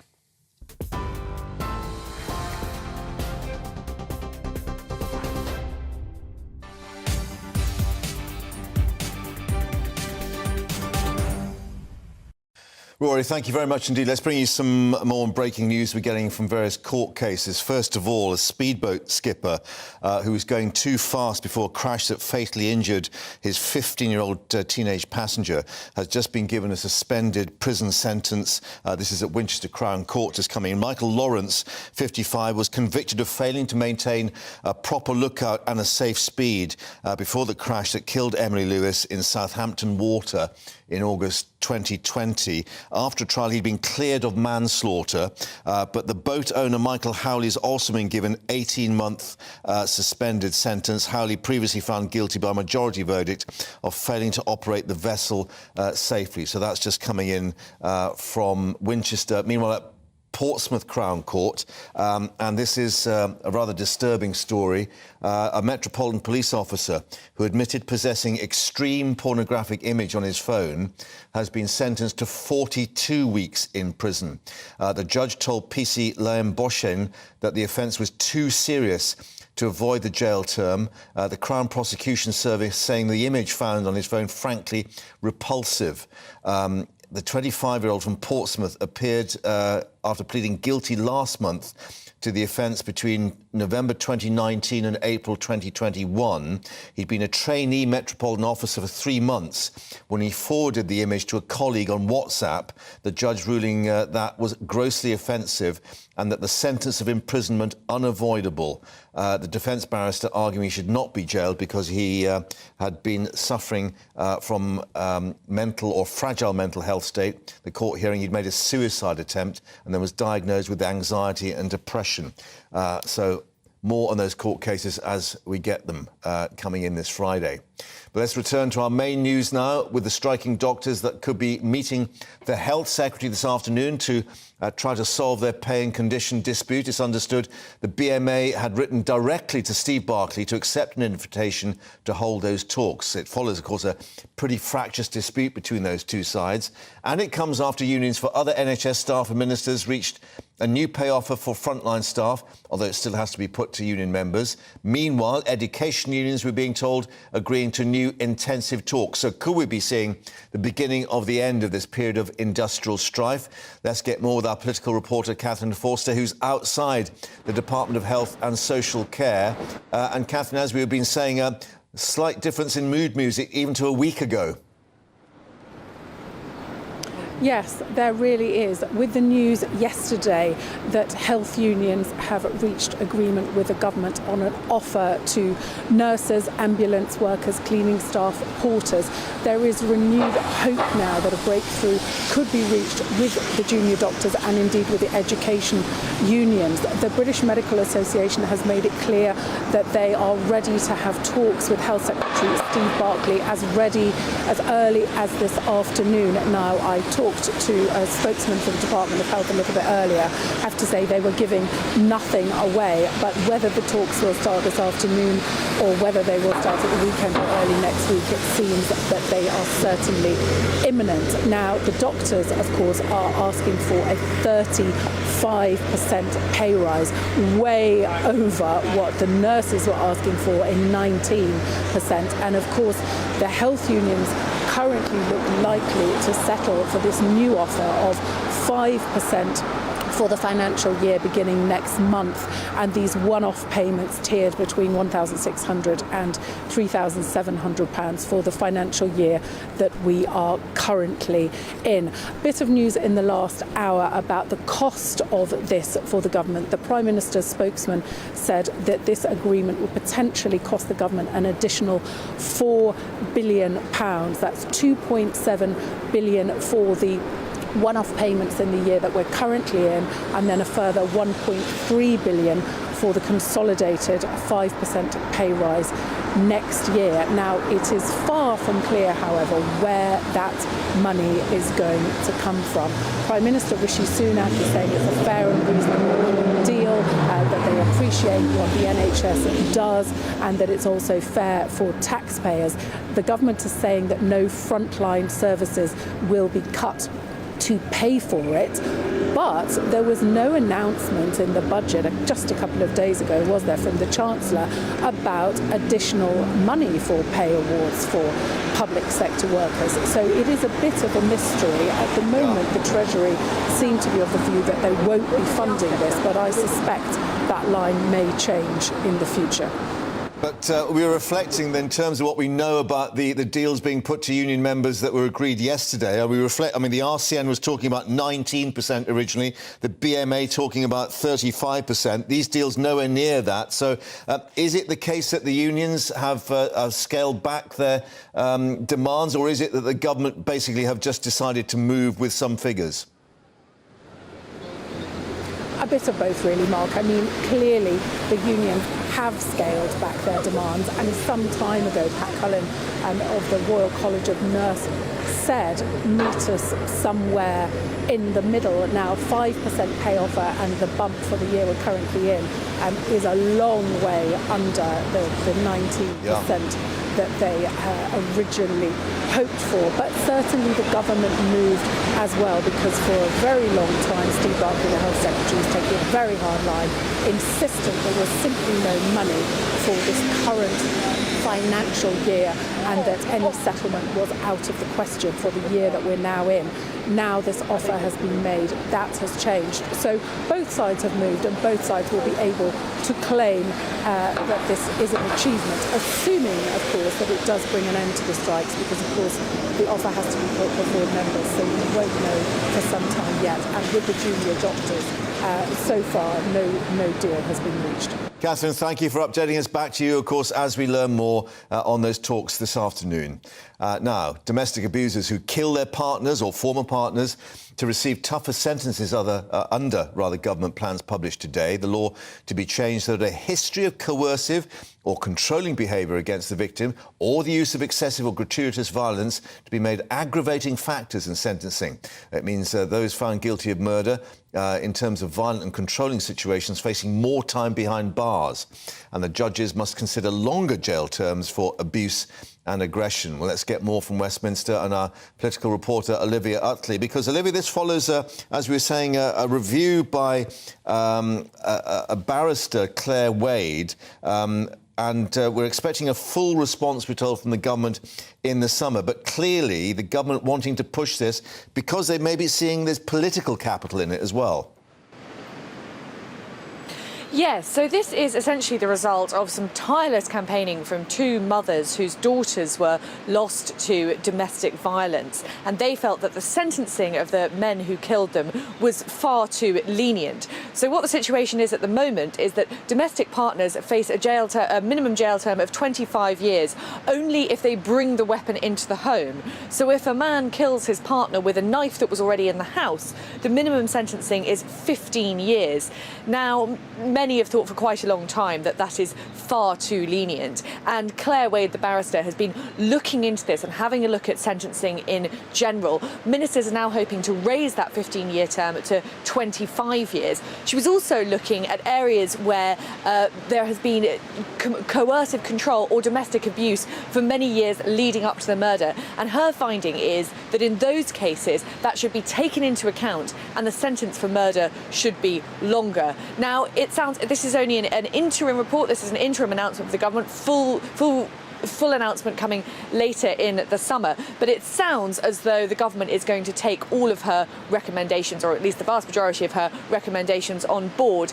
And as you say, that's quite good for the government's sort of political capital. Short sentencing in general, and particularly short sentencing for very violent crimes, is a big concern with the public. The public likes to see those who have committed the worst sort of crime locked up for a long time, and the government will definitely be moving in step with the public if they toughen up sentencing laws. It'll be interesting to see whether they broaden this out further from domestic violence and into other forms of violent crime, and it'll be fascinating to see how Labour responds if they do that. If the government pushes for longer sentences generally, which is what I'm hearing could be the case, then will Labour sort of push back, or will they feel that it's not worth picking a fight with the electorate about that at this stage?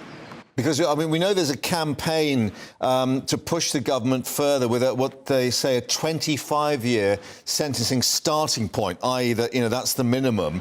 The government's saying it will launch a public consultation on this. But, I mean, we've already got this offence of coercive behaviour in the Serious Crime Act of 2011. So I guess the framework is there already to an extent.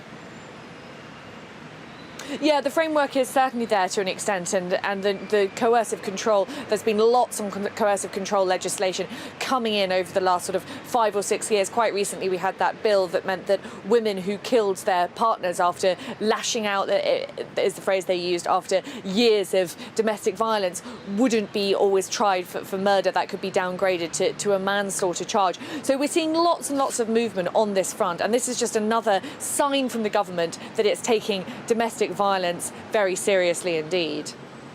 Olivia at Westminster, thank you very much indeed for that. And, of course, we'll see what emerges in the weeks and months ahead on that in terms of the consultation period.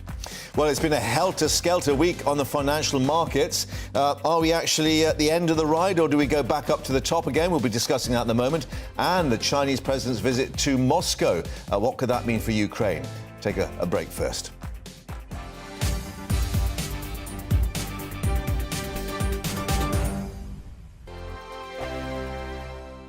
Monday to Thursday nights on GB News. At 6, it's Dubes & Co. 7 o'clock, Farage. At 8, join Jacob Rees-Mogg. And at 9, Dan Wootton Tonight, followed by Headliners. On TV, radio and online. This is GB News. It's all about family, being in people's living rooms, all the interaction and getting to know who our viewers and listeners are. When I was young, my dad used to say, no, stop arguing. I wanted an outlet that would enable me to give my opinion. People are going through a really hard time right now, and I know that you don't feel like you're being listened to by the establishment. I came to GB News because it's the people's channel, and I want the audience to have their say on the events of the day. We're dynamic. We do something different. Democracy shows that the wisdom of the nation is in its people. I get to travel to find out what the story is from a personal perspective. The British people aren't fools. We know when we're not being told the full story. We've got to work out how Britain moves forward from this. It's the best country in the world. The establishment had their chance. Now we're here to represent your views. Britain's watching. Britain's watching. Britain's watching. We're proud to be GB News. The People's Channel. Britain's news channel.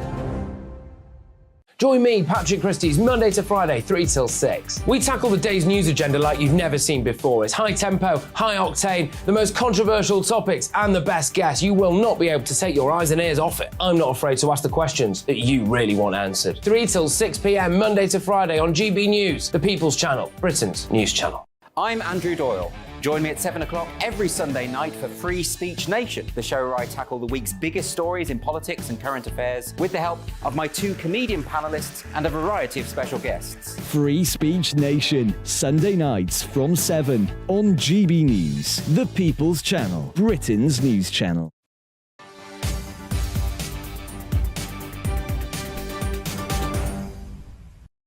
Well, it's not just the budget that's been doing you problems with your calculator this week. It's what's been happening on the markets as well. If you've got any investments or your pensions and your bank account, because major banks in the US, the latest to inject some money, $30 billion into First Republic Bank, which had been suffering problems. It's the likes of Wall Street giants, JP Morgan Chase, Bank of America, Citigroup, Wells Fargo, Goldman Sachs, Morgan Stanley, all dipping into their pocket. And, of course, grave concerns too about the system after other problems, particularly the bank involved in the Credit Suisse, in terms of $44 billion going into that. Could there be a global crisis stewing? Joining us in the studio, economist and co-founder originally, Justin Urquhart-Stewart, a veteran indeed of bank failures. I didn't cause them. Well, no, indeed, but we remember Northern Rock, UBS and so on. And of course that, too big to fail, as safe as a Swiss bank, all those things being reassessed. And we've got someone called Larry Fink, who actually looks after BlackRock, the world's biggest money manager, saying this is the start of a rolling crisis. And it's actually a rather slow crisis, because, we all know the issues here. And the bit that I think has only just occurred to many of the sort of people looking at this is not so much the banks themselves, it's what the banks have been doing. They've had lots of cash sitting in there. So what do they do with the cash? They put them into government bonds. Seems like a good idea. However, government bonds, because of what happened to interest rates, as interest rates went up, the value of government bonds went down. So suddenly their security has suddenly got really risky. So what they thought they were doing was we'll be very conservative over this and make sure we're going to be okay.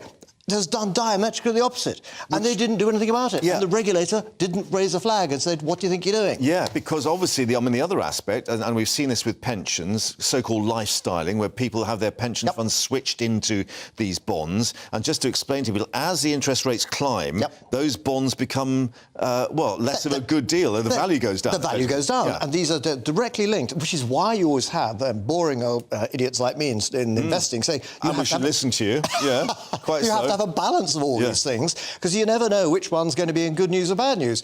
But you can still react once this has started. And over the past few months, we've seen those rates moving up. Those long-term bonds were really suffering. And to sit there and say, well, I think that'll be all right, is a very dangerous thing to do. Well, particularly when we've got the Fed indicating they'd be more aggressive on putting rates up to tackle inflation. And we've got rates next year, next week. Next week, the Bank of England and the Fed. We've also got the European Central Bank raising rates by another 0.5%, 50 basis points. So could we see additional pressure on some other banks? The answer is yes, you will. Now, you've got to be careful here because you don't start sort of frightening everybody and saying everything's going to go bust. The good thing about this is within living memory, we've seen a banking crisis and we sort of have an idea what you have to do, which is exactly what the Americans have done and the American banks have done. Basically, the Fed turned round privately, they wouldn't have done it publicly, and said, you lot, big banks, put the money in. In you go, and you stick in more than necessary just to make sure it's OK. Make sure nobody panics. We're going to have to do a similar thing. So, yes, those rates go up. You could say, well, don't put rates up then. But the killer issue for an economy is inflation. Stop inflation. How do you stop inflation? Well, one of the things you do is you try and put rates up, but the more you put rates up, the more you slow the economy. So some people will be saying next week, well, stop, actually now start cutting rates, we've got to get the economy going. And let me inject another bit of doom and gloom in this. That is that the OECD, Organisation for Economic Cooperation and Development, the UK economy is expected to perform the worst out of any group of G20 economies apart from Russia, new analysis suggesting. And, of course, we already had the estimate in the budget that our growth for this year would be down 0.2%. Not quite a technical recession, but not great. So, we're still in a bit of a stew, aren't we? Well, we are. It's good news. We're beating Russia. Good God, that's pathetic. We have to measure ourselves against the Russians. No, but I think when you look at the figures, actually the difference between those who are doing really well and those who aren't is actually pretty small. The world is in a period now of lower, slower growth. Now is the time we have to try and make ourselves as efficient and effective as possible. One of the issues that we saw in the budget, not as much as I would like to have seen, is more move towards increasing productivity, i.e. making sure more companies invest in more expenditure to try and actually make themselves more efficient. We did that in the past decade by having people being paid absolutely nothing on the gig economy. It doesn't really make you more efficient. Actually, what we need to have is focus on the area that Britain's rather good at. Technology. We've got lots of technology hubs around the country. Silicon Roundabout and Gorge and Silicon Beach and all sorts of bits and pieces. What they are all showing is actually we're really good at starting these businesses. We're not so good at growing them. And what about encouraging that business? I mean, Liam Halligan has been reporting on the problems that we had with British Volt and the fact that that's tied in with electric car production. We still really haven't got a major influx of car manufacturers coming to us and saying, yes, we'd like to build some plants here and so on. So are we talking, and dare I say it, as Labour has said, about a managed decline of the British economy? Well, if you look at yesterday's business, and frankly, making cars is sort of yesterday's business, almost as yesterday's business as HS2. Oh, we'll have a railway. Good heavens, I haven't seen one of those in a while. Because big capital sort of projects have actually stimulated the economy in the past. In the past. But, now you actually say, well, where are we going to put big capitals? Well, actually, what you do is you put that towards high-speed internet access across the entire country. There's a thought. I'm really trying to make sure, and we've seen it works. Down in Cornwall, opposite St Ives, there's a place called Hoyle, and it's where St Ives is very pretty. Hoyle's not quite so pretty, but it's got a little business estate there. One of the things that Cornwall did before we left the EU was they voted actually to leave the EU, but actually the EU paid for high-speed internet across the county. Already you have seen the development of the high-tech businesses in the end of Britain doing really rather well. So we know that by putting in that infrastructure, actually it does have an impact. So to me, actually, just merely building cars where we're going to be competing with everybody else building cars, where's the difference? So, given that, and we've had the Red Book with all the details now of the budget, how are you marking the Chancellor's homework? Well, number one, what he had to do was do something dull. And it was pretty dull. Jeremy from accounts, as it's called. Exactly. And because what you didn't want was a repeat, obviously, of the fiasco a few months ago. So actually sit there and say, look, stop it. Look, actually, it's not as bad as you all think. What we're going to be doing now is something pretty tedious, pretty dull, and we'll come back and do a bit more later. So I would love to think he did say he was going to focus on growth, but he didn't come out with a lot of it. The trouble is he can't really come out with too much at the moment, because as soon as you start making promises about growth, A, he's going to pick up on you didn't do it, and B, if it's seen as being incredible, you'll have the same problem again, and the markets will work against it. So does that mean, finally, that next budget, before an election, that's when we get a giveaway? That's the one, because actually what he's done now is pushed everything away for 3 years. After the taxes go up after the next one, so make it now as really dull as possible, and just before the next session, good heavens, look what's happened here. Justin, thank you for not making it dull. Great to see you, and we'll see you again soon. Hopefully not for any more banking collapses, but there we are. Justin, as ever, with his expert analysis. Let's get more analysis just now on the Chinese President Xi Jinping to visit Moscow next week to hold talks with Vladimir Putin. Beijing sending a plan, they say, to end the war in Ukraine. Well, let's speak now to Benedict Rogers, CEO of the Hong Kong Watch and author of the China Nexus. Benedict, thank you very much indeed for joining us. What's going on? Is it China just reminding us that we've got a part to play too? Yes, I think that's exactly what China is doing. And although they're doing a little bit more than that, I think this is the next step in a sort of a deepening of what I would call an axis of authoritarianism. Very clearly, China and Russia are trying to change the international rules-based order and promote authoritarianism over democracy. In terms of, as people have said, taking sides, is it that Russia is wanting China to align with them in terms of perhaps a new Cold War configuration? I'm sure that's what Russia wants. And there's a lot of alarming indications that reports in the last few days that China may be providing arms to Russia. And so clearly, I'm sure Putin is delighted by this visit because he will want as much support as he can get from Xi Jinping. And what would the quid pro quo be that China then just gets a supplier of cheap Russian energy, the gas and oil? Yes, I think that's right. But I think also Xi Jinping is a much more ideological dictator compared to some of his most immediate predecessors in China. Yeah. And I think he sees the world in terms of this ideological battle between authoritarianism and freedom. And he sees Putin as a useful ally. I mean, I think it's a marriage of convenience. I don't think there's a sort of great love between them, but I think he does see Putin as his ally in that fight that he's undertaking in the world stage. So where does that leave us with what we heard from Beijing about the constructive role in promoting talks for peace? I mean, is it the case that China will try and get involved in sorting out the situation with Ukraine? And, of course, therefore, will Ukraine even listen to what they come up with?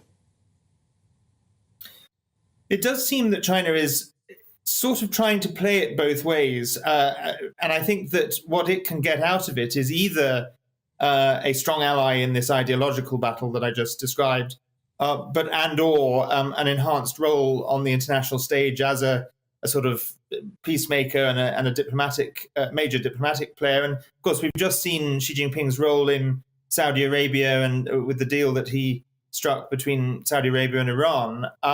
So I'm sure he will try to play a role as peacemaker.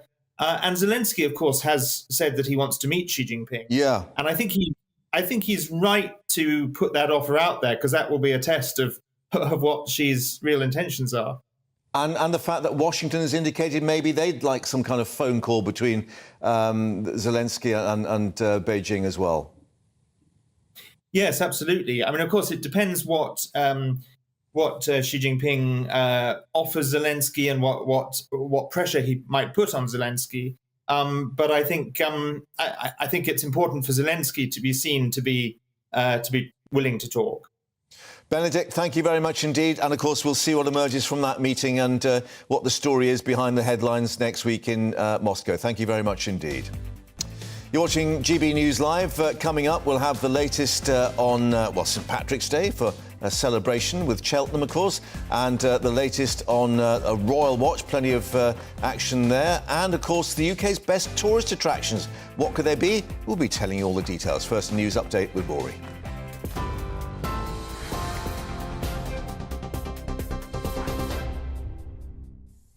Good afternoon. It's 33 minutes past 1. I'm Rory Smith in the GB Newsroom.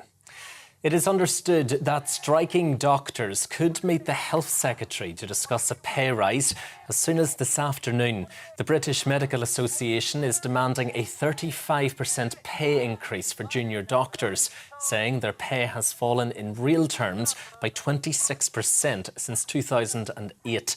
Meanwhile, NHS workers will now vote on whether to accept a new pay offer, which includes a 5% pay rise from April. But Chair of the Labour Party, Annalise Dodds, says pay talks should have happened sooner. Rishi Sunak and his ministers did not sit down and have that proper negotiation on pay for a very, very long time. And it's been estimated that about 140,000 operations and appointments were cancelled because of the impact of that industrial action. And that's even before you take the junior doctors' strike into account that's just started. So, the Conservatives have got to learn from this. They can't make the same mistakes when it comes to the junior doctors. Meanwhile, the Education Secretary will meet with unions today as part of intensive talks over teacher pay, conditions and workload reduction. The unions have agreed not to strike over the next 2 weeks as discussions continue. Speedboat company owner Michael Holy and skipper Michael Lawrence have been given 18-week prison sentences, suspended for 2 years following the death of a 15-year-old girl. Emily Lewis died after the boat collided with the High Boy in Southampton in 2020, with a number of other passengers being seriously injured. TV, online and DAB+ radio, this is GB News.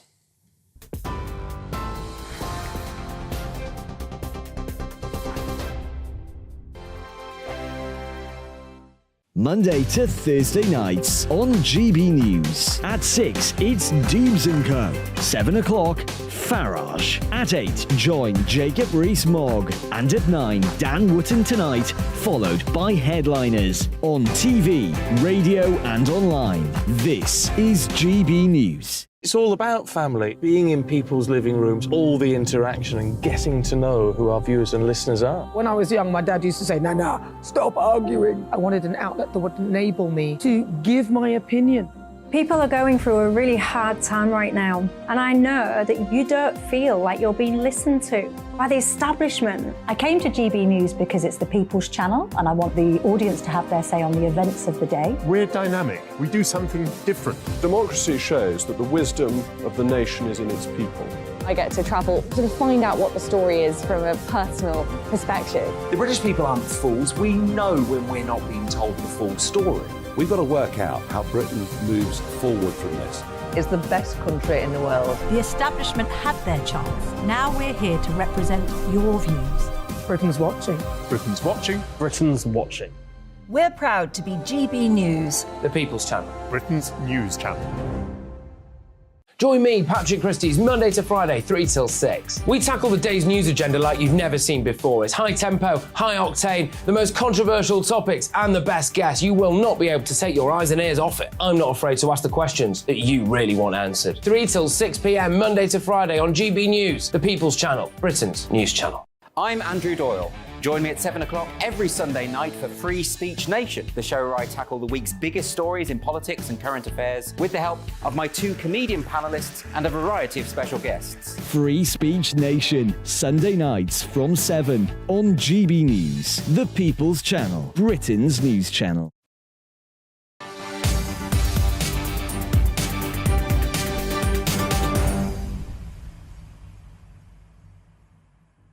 To GB News Live. Here I am to tell you that the latest hearing in the Duke of Sussex's libel claim against the publisher of the Mail on Sunday newspaper over an article that alleged basically about the Duke's challenge against Home Office security arrangements. Well, it's all taking place at the High Court today. Our national reporter Paul Hawkins is at the Royal Courts of Justice.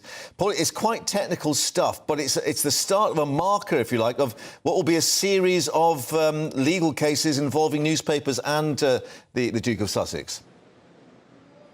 Yeah, and this is one of those cases, Mark, and this is a pre-trial libel hearing, and it is a bit technical today. It's nothing to do with phone hacking today. That's involving those allegations involving other cases. Today, this is about the coverage of Prince Harry's judicial review of the Home Office's decision to pare back his security when both he and his family come to the UK. So that judicial review is ongoing.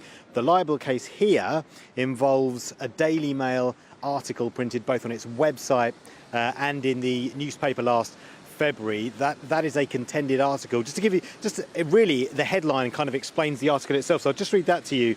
Mark, it says, how Prince Harry tried to keep his legal fight with the government over police bodyguards a secret. Then just minutes after the story broke, this is the rest of the headline, his PR machine tried to put a positive spin on the dispute. So it's about coverage of that judicial review of his security arrangements with the Home Office.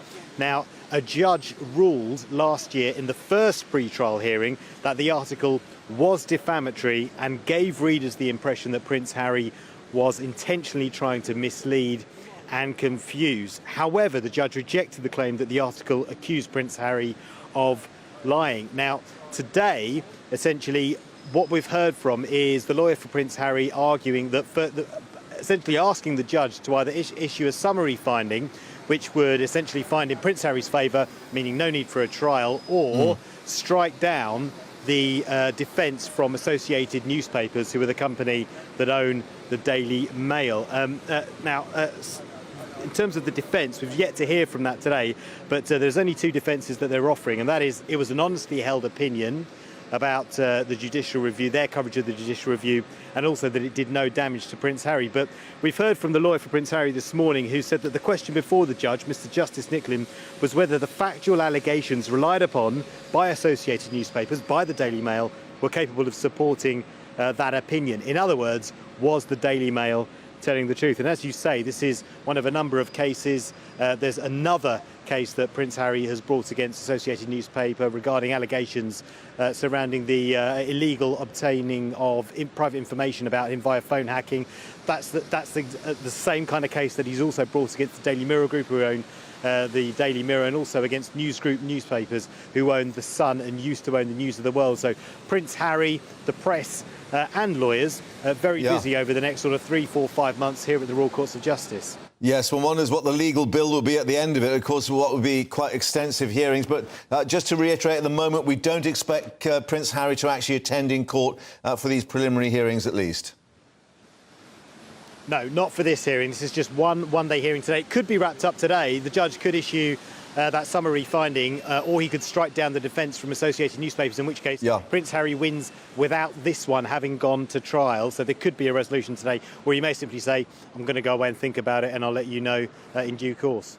Paul, thank you indeed for that outside the Royal Courts of Justice. But let's speak now to media lawyer Jonathan Code, who joins us. Jonathan, thanks very much indeed for your time. And we're just reflecting there on, this can be a pretty protracted and therefore expensive business for all parties concerned. Well, can I first say that your correspondent did a brilliant job in explaining a whole load of very technical issues. Yeah, it is expensive. I mean, I've been suing Associated Newspapers titles for 30 years, and they make it as difficult and expensive as they possibly can. So it is going to be expensive for Prince Harry. It's also going to be expensive for Associated Newspapers, but they obviously think it's worth investing in a fight. Yeah, and obviously there are issues about the freedom of the press and getting the correct story out there. But I mean, obviously in terms of the cases, there are two issues in terms of libel or alleged libel, and therefore also the associated problem about alleged phone hacking, but all involving newspapers, and Prince Harry as a lone individual. Would that be fair to say? Not sure quite what you mean by a lone individual. I mean, he certainly has taken up the cudgels in a big way against the British press. And everybody who knows his history will understand why he's doing it. And as a senior member of the royal family, it is just extraordinary that he's been prepared to break with all precedent and have all these fights. And that's the point, in that, he's taking on some pretty well-heeled commercial concerns, even though obviously he is a quite wealthy man now for obvious reasons. Taking on the system, if you like, might be another way of putting it. Yes, he is. And there is no more central element to the system than Associated Newspapers. It obviously is part, I suspect, of two things. One is that, he feels, I think, right down deep inside him that, he was orphaned. Well, he lost his mum all those years ago because of the British tabloid press, and there is some truth in that. But secondly, as someone who's also legaled out television programmes, newsprints, every imaginable form of publication, I can tell you that editorial decisions are made on the basis of risk. So what he's trying to do is to discourage the British press, the media, British press in particular, from publishing stuff about him which isn't true, and he feels very strongly that this isn't true. The technicalities have been very well explained, but essentially what the judge now has to decide is whether the publication was honest, in the sense, this is the key thing that he has to decide. This is from the statute. The third condition of this defence is that an honest person could have held the opinion. So he's got to decide whether the newspaper could honestly have held that opinion. Now, that's going to be a very difficult judgment for him to make, because of course he's got to try and look into the mind of the newspaper to some extent. I should also add, there's no way that Matthew Nicklin, Mr. Justice Nicklin, is going to make a decision today. He is bound to reserve the decision and have to think very carefully about it. So I'd be very surprised if we get a judgment today, but we'll probably get one in 2 or 3 weeks. Excuse me. Well, not to be sneezed at, of course, but and I think I seem to remember from my essential law for journalists, it has to be published in good faith and contemporaneous fashion as well. But there we are. We'll see what the judge makes of all that. Jonathan, thank you very much indeed for joining us. We'll see what emerges in the court today and perhaps in days ahead. But let's stay with royal matters of perhaps a happier nature. Our royal reporter Cameron Walker joins us in the studio. Sorry to have sneezed on your parade on That's that, but all right. We've got St Patrick's Day parade with the Irish Guards and the Prince and Princess of Wales. Just explain the connection and the Celtic sort of connection. Yes, indeed. So Prince William has been Colonel of the Irish Guards for some time. Right. He now no longer is. The reason being he has taken over from his father, the now King, as Colonel of the Welsh Guards, and his wife, Catherine, is now Colonel of the Irish Guards. You can see them there at the parade at the barracks in Aldershot. It's the first time the Princess of Wales as Colonel has been there on display. They have also wearing a very fetching green outfit. Yes, there's a couple of the tabloids have been picking up on the different shades of green the Princess of Wales has worn at various St Patrick's Day parades. I thought, I don't know what that is. Is that turquoise to you, or something like that? For those listening on GB News Radio, I would suggest you look on our social media, because it is a very bright shade of green. She's got matching shoes as well. I've got another photo here in front of me, but I'm desperately looking for what the fashion experts are saying in terms of the colour. No, green, I think, is... Green, for Irish, yes. Yeah. But perhaps the more important thing is the speeches that both of them made. Now, Prince William spoke first, and he said, "I may be stepping aside, but in Colonel Catherine... you have a committed, focused and already incredible loyal 11th Colonel of the Irish Guards." Because, of course, last week we saw Princess Catherine out in the sticks on Salisbury Plain in the snowy weather, the freezing cold conditions. In camouflage gear, Yeah, exactly. Training with the Irish Guards in first aid. So perhaps this is very much the ceremonial side of things we've got going on here. And some happy smiles there, perhaps in contrast to the pictures we've seen from California of a rather glum... should we say, Harry and Meghan? Would that be fair? Looking Harry and Meghan, I think we've had a number of stories, or they put themselves out there to complain, haven't they? The Duke and Duchess of Sussex in recent times. Then we had, I suppose, they would want it to be seen as a nice story of their youngest daughter being christened a couple of weeks ago, Princess Elizabeth at the family home. But William and Catherine seem to be keeping calm and carrying on, as it were. As the Irish Guards, I think this is the Mons Barracks, isn't it, in Aldershot? Yes, the Irish Guards headquarters, I suppose, in the UK. They are part of a household division, so they guard royal palaces. They wear those famous bearskin caps and troop their colour every couple of years during the King's birthday parade. But Princess Catherine said in her speech, "I really couldn't be prouder to stand in front of you here today. It really is a true honour to be your colonel. I am here to listen to you, to support you and to champion you in all you do. This is a responsibility I do not take lightly." And I'm sure this is the first of many years we will see Princess Catherine at the parade ground watching them and cheering them on. Well, those pictures from a little earlier, I gather that the Prince of Wales has just been joining the families of the Irish Guards in the dining hall, enjoying a glass of Yes, Guinness on St Patrick's Day. So hopefully we'll get those pictures coming through because clearly, in addition to the sort of ceremonial aspect of it, he's meeting actually members of the families and so on, which is nice. Yes, exactly. There are obviously many military families, and families are very much supportive of the work that members of the regiment do. And I think Princess Catherine in particular would be very aware of that. There were lots of children there today on the parade ground. Speaking of Guinness, Prince William actually mentioned Guinness in his speech and joked that he has never been able to finish a pint of Guinness. Really? I think in some challenge that they have to do at the Irish Guards. I hope he won't challenge his wife, because she's sort of beaten him on quite a few things where they've had a sort of joint. I think was it a cycle event or something? Yes, so they were in Wales a couple of weeks ago, opening or visiting a new leisure centre, and they took part in a spin class, both of them. And bearing in mind, Catherine was wearing a skirt and heels, she still managed to beat her husband in the spin class and race the fastest. So I'm sure she was very pressed in that. And of course, Prince William is the patron of Welsh rugby. Yes. And Catherine is the patron of English rugby. Yes. And there was a match a couple of weeks ago in the Six Nations tournament. Don't remind me. Thank you very much. I'm afraid England won. Thank you. Moving on. We'll speak to you again later. Thank you. But let's reflect that we've got some more rugby this weekend as well. We'll see what happens in Dublin.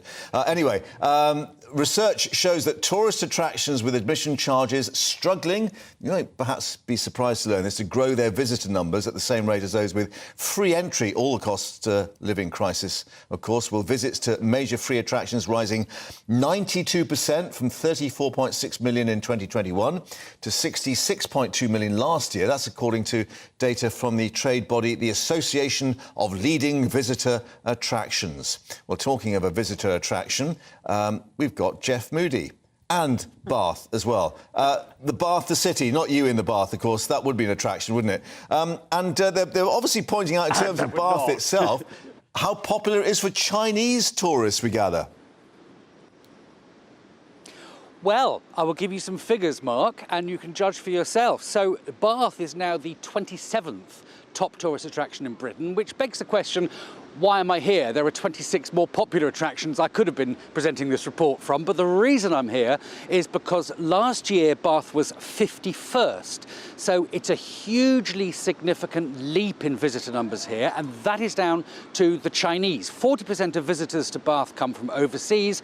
A vast proportion of that come from China, who come over here and want very quickly to come and see the Roman baths and the pump room here in Bath. And of course, during the pandemic, they stayed away as the borders in China were closed. But a few months ago, they started to gradually open up, and we started to see Chinese tourists trickle back into the country. And that is reflected in these figures. So last year, 851,000 people came down to Bath, whereas the year before in 2021, that was only 351. So a massive rise for Bath. Bath is congratulating itself for this influx of visitors, but it's still nowhere near pre-pandemic levels when it was 1.3 million. So as you were saying, overall, over the whole of the country, visitor figures have been considerably down as we go into tourism week here in the UK, 23% down.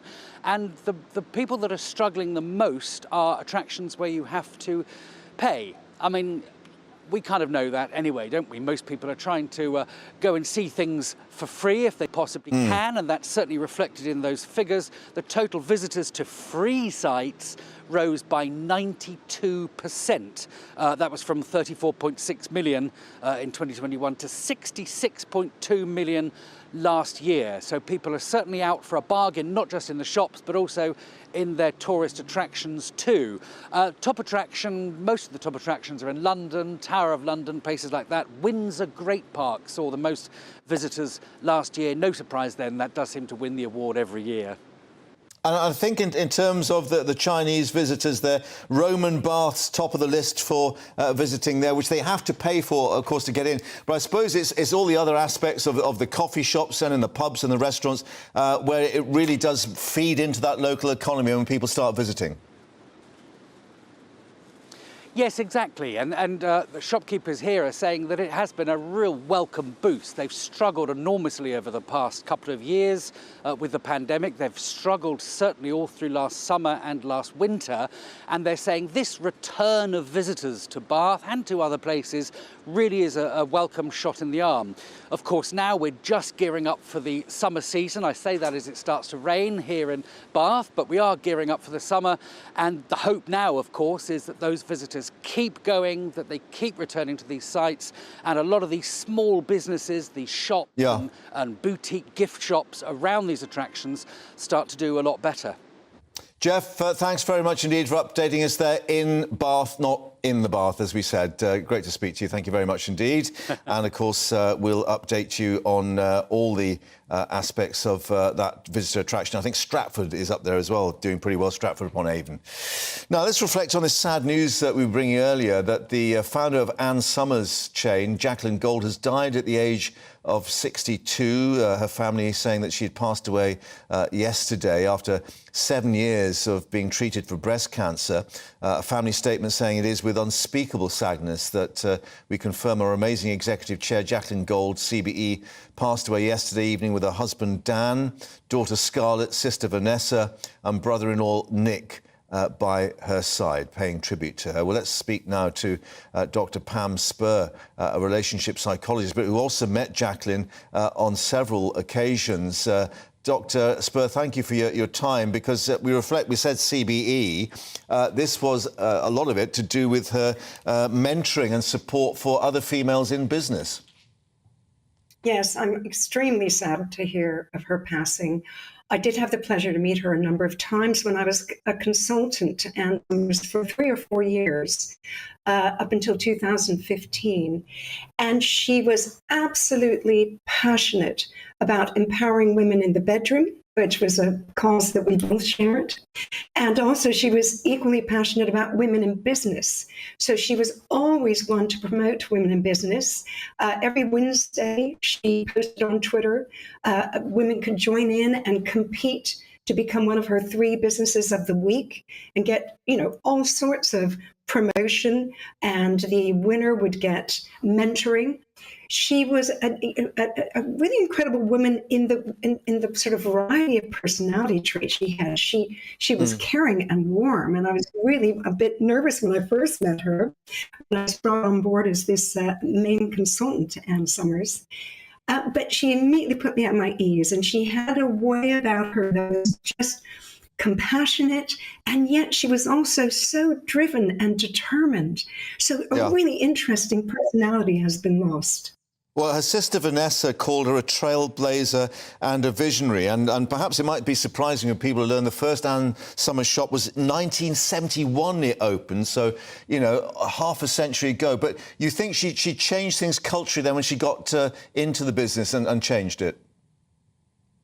Yes, she definitely did. And for instance, when they brought me on board as their main consultant to women's well-being and women's empowerment, she just said, I want to make things accessible to every woman.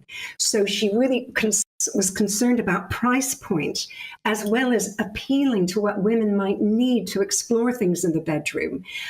She really put not 100%, but 1,000% into all these projects we worked on together. Okay. And she wanted me to do lots of talking to women about empowering themselves. Yeah. And it was my absolute pleasure to do that. Well, thank you for joining us and paying your tribute to her, and, of course, to mark her passing, as her family said, incredibly sad occasion, but remembering her in the best way. Dr. Pam Spur, thank you very much indeed. Coming up in this next hour of GB News Live, we'll be having the latest on the talks with the BMA. Is there another health breakthrough in the offing? Updating you on that.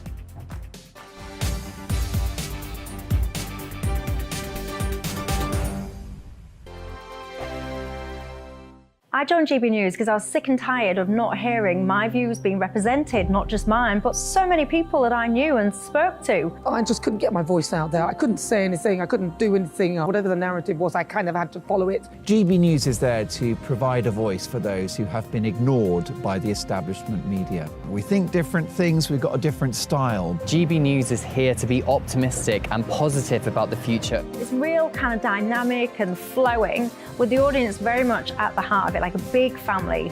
Here at GB News, we talk about the things that matter to you. Hearing the voices from right across our towns and cities, especially our towns. All sides of the argument represented with a heavy dose of opinion. We're on a mission here to make a difference. And the GB News family really is here for you, and whatever time of day you can watch or listen. Britain's watching. Britain's watching. We're proud to be GB News. The People's Channel. Britain's news channel. Hello, I'm Michelle Dewberry, and you can join me every weekday 6 till 7 on Jubes & Co. You're an inspiration to us all. Clip that bit up. Well, you are. That's my ringtone. My political ambitions those days are gone, I can tell you. She's only teasing. Go on. He's probably going to want to lay down now. I'll give him 2 minutes to have one. Let's respectfully disagree. That's what we like on Jubes & Co. Come and join us. GB News, the People's Channel. Michelle Dewberry, weekday evenings at 6 o'clock. Westminster is going around in ever-decreasing circles, followed by the media. Britain is broken. How on earth did we get into this mess? But more importantly, how do we get out of it? Join me at 7 p.m, Mondays to Thursdays on Farage, here on GB News. We will have open, rational debate. We've got to work out how Britain moves forward from this. Join us here on GB News, the People's Channel. Britain is watching.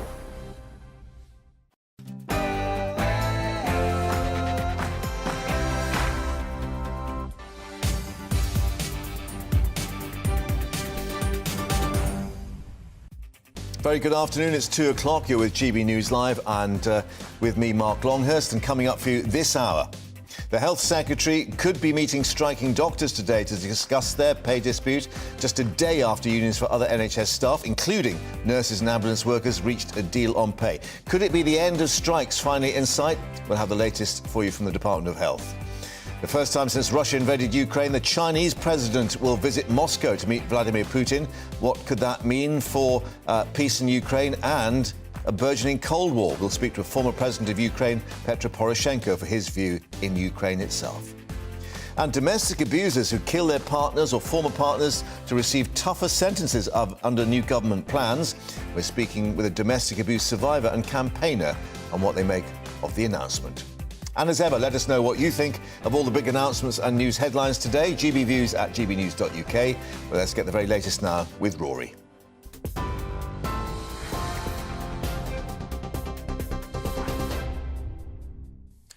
Good afternoon. It's 1 minute past 2. I'm Rory Smith in the GB Newsroom. It is understood that striking doctors could meet the Health Secretary to discuss a pay rise this afternoon. The British Medical Association is demanding a 35% pay increase for junior doctors, saying their pay has fallen in real terms by 26% since 2008. Meanwhile, NHS workers will vote on whether to accept a new pay offer. Downing Street says the pay deal would cost an additional £4 billion.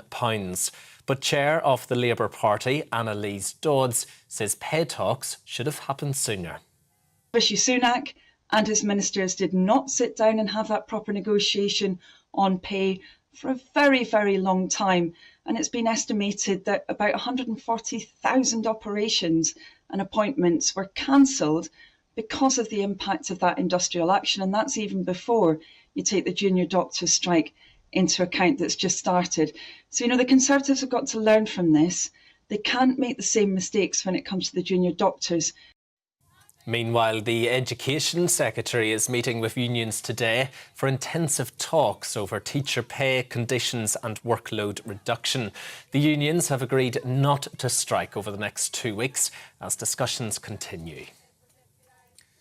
China's president will hold strategic cooperation talks with President Putin next week. Beijing and Moscow struck a no-limits partnership shortly before Russia invaded Ukraine. Western countries have warned Beijing against supplying Moscow with weapons, but China has denied such plans, criticising Western weapon supplies to Ukraine. Police Constable Mary Ellen Bettley-Smith has been found guilty for attacking a former Aston Villa footballer with a taser and a baton.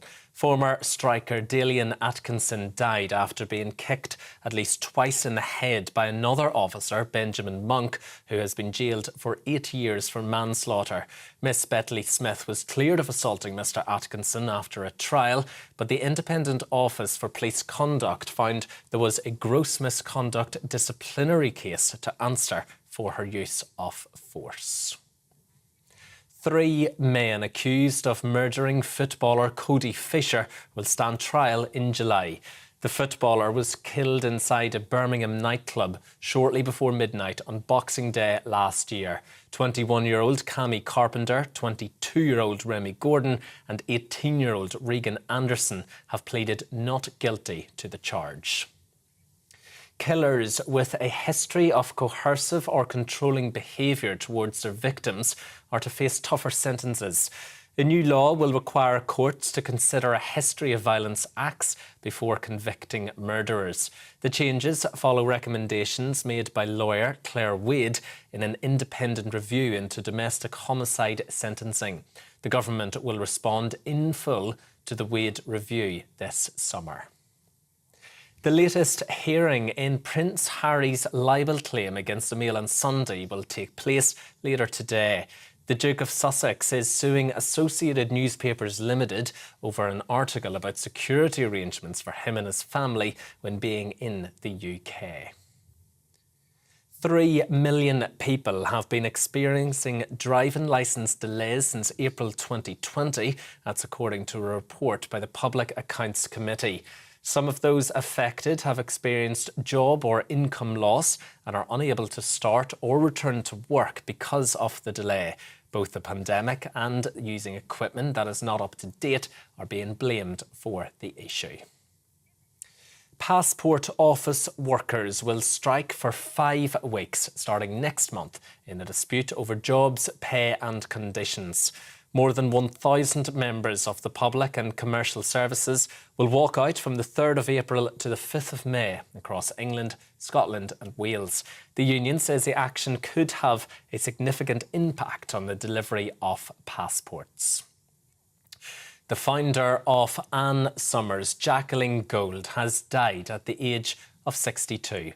In a statement, her family said Jacqueline died yesterday afternoon after battling stage 4 breast cancer for 7 years. She was made a CBE in 2016 for services to women in business, entrepreneurship and social enterprise. Royal fans will be able to watch the King's coronation on big screens across the UK. Over 30 screens will be erected at famous landmarks, including Cardiff Castle, Belfast City Hall and Piccadilly Gardens in Manchester. The government says it will make it easier for everyone to feel part of the historic event taking place on May the 6th. The Prince and Princess of Wales have been celebrating St Patrick's Day with the Irish Guards. Kate and William have attended the St Patrick's Day parade in Aldershot. It is Kate's first time at the parade as the colonel of the regiment. The royal couple also met with past members of the Irish Guards. This is GB News. We'll bring you more news as it happens. Now though, back to Mark.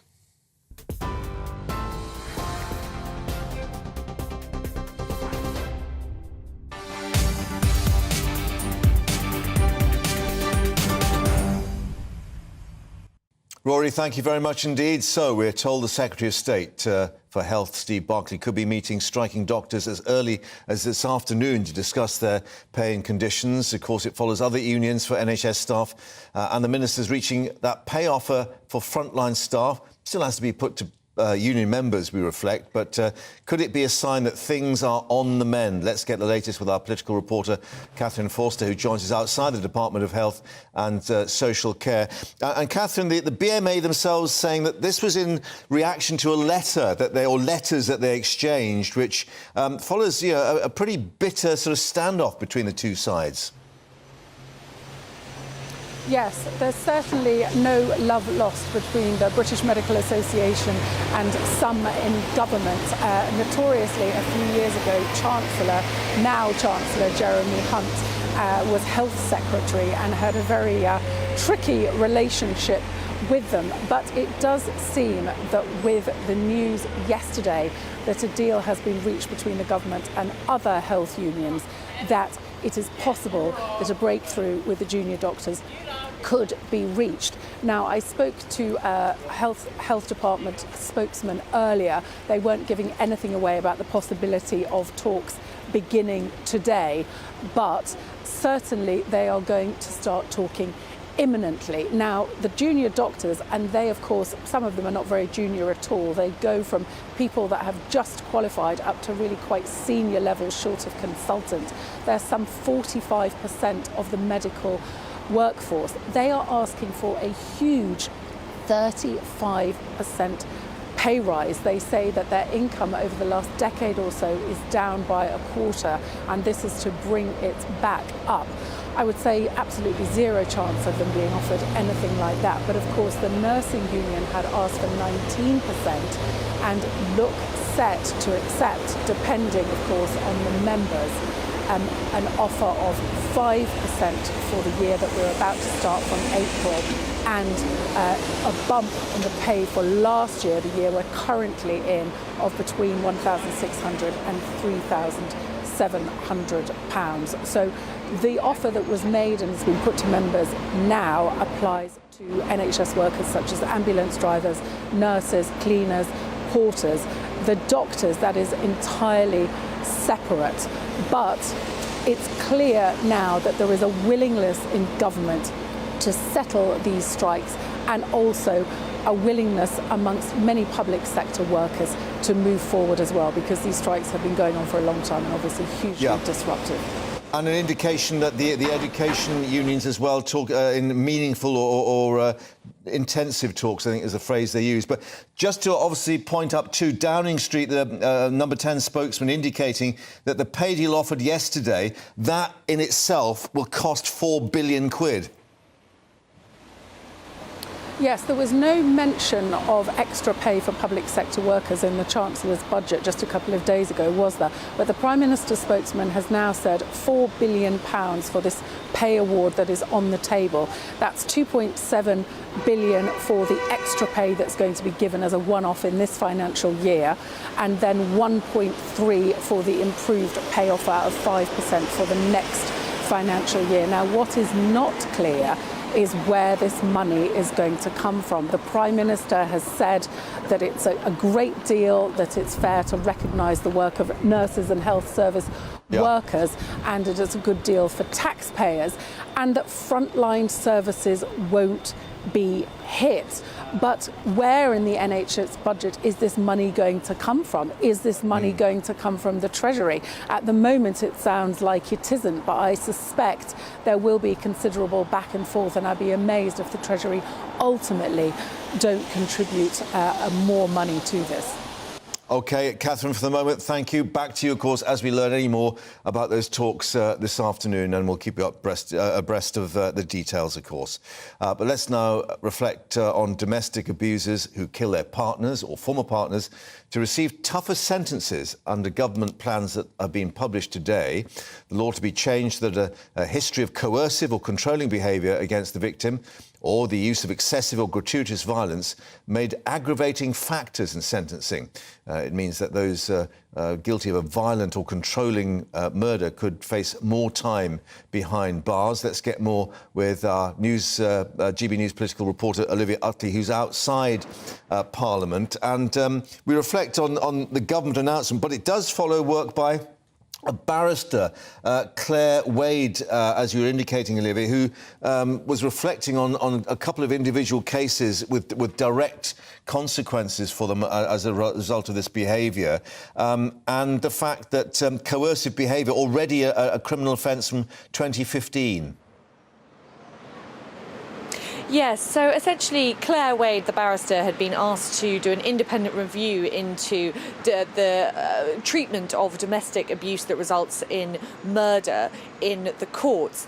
And with a lot of campaigning from two mothers whose daughters were killed, were victims of domestic violence and were ultimately victims of murder, she has written at this review, which essentially is telling the government, advising the government, that stronger, tougher sentences should be put in place for domestic abusers who end up killing their partners. And Claire Wade has looked into a number of cases where this has happened, and has of the cases that she looked at, over 1,000 cases that she looked at, over half of them there was an aggravating factor, so that these women had gone through years of domestic abuse before the murder took place. And in another 60% of cases, excessive violence was used. Overkill is how it's described. So one of the mothers who she was working with, her daughter was stabbed 49 times. So these are the sort of cases where Claire Wade is suggesting that the government toughens up measures so that this behaviour, this extra over and above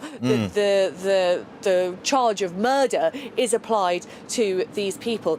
And it's going to go out to public consultation. There are a couple of issues that Dominic Raab has discussed with it, but on the whole, the government seems minded to adopt most of the recommendations that Claire Wade has put forward in this report. And it builds on quite a lot of work that the government has been doing over the last 5 or 6 years to basically make it very clear that this government takes domestic violence very, very seriously. Coercive control as a crime in itself was only designated as such a few years ago. And since then, the government has really been building on that to show that there is no place for domestic abusers in Britain. Yeah, we're expecting a full response, as they say, from the government in the summer. But as you said, public consultation then being put in place. And part of that questioning is whether there should be a 25-year minimum in terms of that sentencing for the government to put that in place too. Yeah, so this is a really interesting question. One of the recommendations that Claire Wade made in her report is that minimum sentencing for domestic abusers who kill their victims should be raised from 15 years to 25 years. Now, at the moment, there is a 25-year minimum sentence for domestic abusers who kill, but only if they brought the weapon into the home.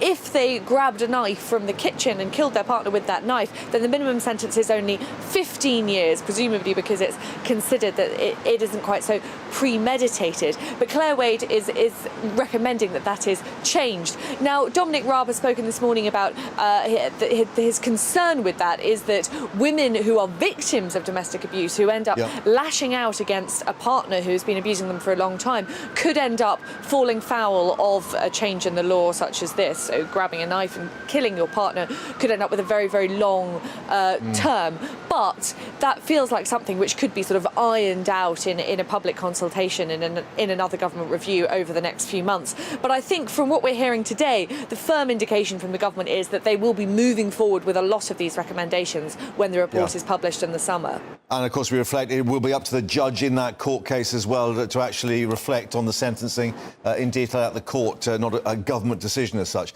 Olivia at Westminster, thank you very much for that. But let's now speak to a victim or a survivor of domestic abuse and campaigner now, Stand Up to Domestic Abuse, Rachel Williams, who can join us. Rachel, thank you very much indeed for your time. What's your reaction to what you've heard so far? Because as Olivia was indicating, this is after a lot of work from Claire Wade, the barrister, to put this together for the government.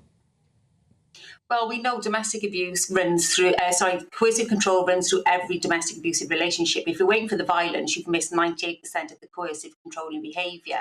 And the violence tends to only kick in when that victim oversteps the mark, maybe answers back, etc. I listened to Dominic Raab this morning intently. He was making the right noise, it was great, thinking great. But is this going to filter down into the court system? Because what we are finding is that the judges and the magistrates already have quite a lot of power in court, but they're not enforcing the sentences that they should be. OK, because, I mean, I think the coercive behaviour offence was actually introduced in 2015 with the Serious Crime Act, so that's been there already. But, I mean, clearly the government wants a political push on this, but it would still be up to that individual judge to put it into place. Yeah, exactly. And yeah, it was December 2015. I think the last look, when I had to look at figures, there was only something like 33,000 cases of coercive control that had been taken to court. So we know there's a problem actually getting the evidence to get a perpetrator into court for coercive controlling behaviour. I mean, I've got a petition with 325,000 signatures on around training for magistrates and judges. I mean, you only got to read the comments on there. And I mean, it's not just people have signed it because it's a great petition to sign. They've left their own personal experiences of why they've signed it, because we're not seeing it reflected in the courts now. So is this going to make a difference? Are the judges going to use these sentencing guidelines? Well, we're told that the government will launch this public consultation. I assume that your fairly substantial, comprehensive file there would be part of that process, that you'd put that forward? I would love to. I've had 3 appointments with the Home Secretary cancelled in relationship to handing in. I've got 3 petitions with 700,000 signatures on and a lot of data, but nobody seems to want to take it seriously. You know, the voices are there. The voices are there of why things need to change. Why do you think that is? When I spoke to Priti Patel, and in fairness, that was in January, the year just gone, when she was Home Secretary, I told her that there's a massive problem in the court systems with the judges and the magistrates. I can give hundreds of examples by reading this. I mean, only the other week in my own town, there was a survivor of non-fatal strangulation, and I pushed non-fatal strangulation with a lot of others to get it on the statute book as a standalone charge. This victim's neck was black. I mean, it only takes 6.8 seconds for somebody to lose consciousness, and all patients die through non-fatal strangulation between 62 seconds and 152 minutes. This perpetrator walked free from court, even though it carries up to a 5-year custodial sentence. The magistrate gave him 12 months suspended for 2 years. What message is that sending out to perpetrators and to the victims? So you think even if or when the law changes, something needs to be done in terms of well, not training, but the indication of sentencing parameters to magistrates and judges? Absolutely. I mean, I got a friend who's a magistrate, and she nearly stepped down the other week because she was sat in a remand court, and there was her, another winger and a chair, and this violent perpetrator came in and they wanted to give him bail. It was only the fact that my friend, who knew a lot about domestic abuse and violence, and said, absolutely no way, this is going to be a homicide over the weekend, and she had to call the legal advisor over to actually get them on her side. Right. She said, if he walks free, she said, I will step down as a magistrate today. So I know, and I said this to Priti Patel, you've got a massive problem in your court. And she was horrified. 2 appointments were set up to meet her. Both of them was cancelled and the war started, which is fair enough. I had a meeting with Suella Braverman booked in. I seen her at Buckingham Palace last year, told her the same stuff, had a meeting booked in with her, and they cancelled it the day before. So to me, that sends out a message that domestic abuse is not a priority. This is all lip service.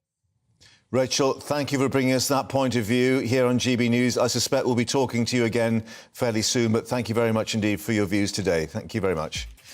And, of course, don't forget you may have a view to GB Views at gbnews.uk, particularly if you've been, unfortunately, a victim of that sort of behaviour. Coming up, we'll be speaking to the former president of Ukraine about the Chinese president's visit to, yes, the Russian president in Moscow. What could that mean for the conflict? That's coming up in a moment.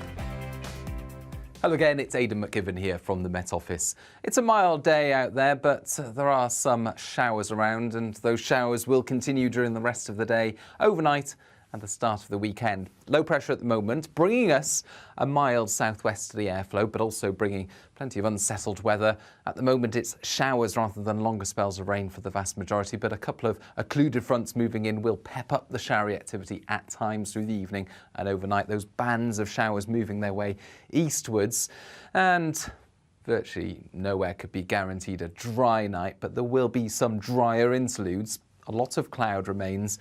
A lot of mist and murk around southern and western coasts as well as hills, but with all that cloud, of course, it's going to stay frost-free. 9 or 10 Celsius in the south, 5 to 8 Celsius generally further north. And we start off with further showers or longer spells of rain, particularly for central and southern parts of England, northern and western Scotland, and increasingly Northern Ireland. We're going to see some more persistent rain emerging as the day wears on. For England and Wales, some bright skies, some sunshine, and feeling warm in the sunshine, 15 or 16 Celsius for some spots. But as those temperatures rise, the showers will just get more and more lively. Hail and thunder a possibility across central parts of England into East Wales.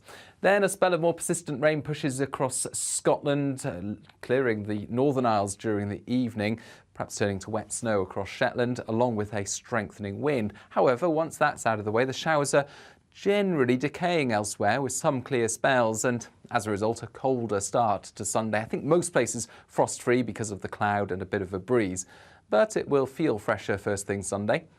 However, the compensation?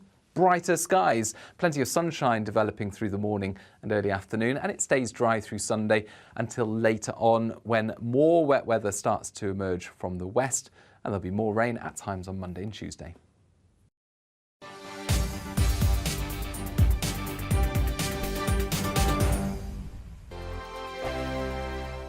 First and foremost, I am a GB News fan, and I was before I was working here. Just love the fact that we're asking the questions that a lot of establishment media won't ask. With a bit of a twist, we not only want to inform you, but we want to keep you entertained. It's worth the drive because you get in and the team's all ready and waiting, they're itching to go, and it's a proper little family. GB News is the people's channel. It's the audience that makes the programme sing. We're giving our viewers and our listeners a voice. I see the thousands of your letters, tweets, emails, you name it, coming in. Britain is broken. How on earth did we get into this mess? But more importantly, how do we get out of it? The establishment had their chance. Now we're here to represent you. It's time for something different. It's time for GB News. I'm very patriotic. I believe in Britain. Our best days lie ahead. Britain's watching. Britain's watching. Join us here on GB News. The people's channel. Britain's news channel. Monday to Thursday, 9 p.m. till 11 p.m. Join me, Dan Wootton. I'll bring you the sharpest takes and hottest debates. Do you not believe in prison? I don't believe in prison. I'm completely stunned. I guarantee you there'll be no spin, no bias, no censorship. I actually was personally quite offended by it. And no reason to go to bed. So I guess they've always been quite woke. That's Dan Wootton tonight on TV, radio and online. Monday to Thursday from 9 p.m. till 11 p.m. on GB News. The People's Channel, Britain's news channel. I'm Simon Evans. Join me on GB News for Headliners at 11 p.m. What's the scoop? I'll be joined by two of the country's top comedians. That's right. As we take a look at tomorrow's newspapers tonight. We're going to get into trouble. If it's a big story, we'll be covering it. Spill some tea on him. There we go. But we'll also have some fun. I wouldn't stick up a bank.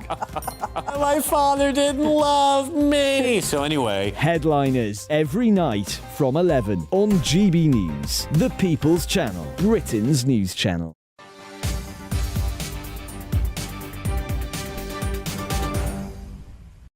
And welcome back to GB News Live. So China's President Xi Jinping's to travel to Moscow next week to hold talks with Vladimir Putin. It's President Xi's first visit to Russia, indeed, since the invasion of Ukraine. Well, Beijing and the Kremlin say that the leaders will discuss a comprehensive partnership and strategic cooperation. But China going on to say it wanted a constructive role in promoting talks for peace. How could that happen? Well, let's cross to Kyiv now and speak to the former president of Ukraine, Petro Poroshenko, who joins us. Mr. Poroshenko, thank you for joining us on GB News once more. What is your assessment of what the Chinese are doing? Could it be that they are trying to get Russia to the table, or are they just wanting to have their voice heard on the international stage? First of all, my warm welcome to United Kingdom, despite of the weather, from Kiev. And I think that this is the very important fact about the potential role of China with the attempt to stop the war. We should understand that if Ukraine stopped shooting, it would be no Ukraine.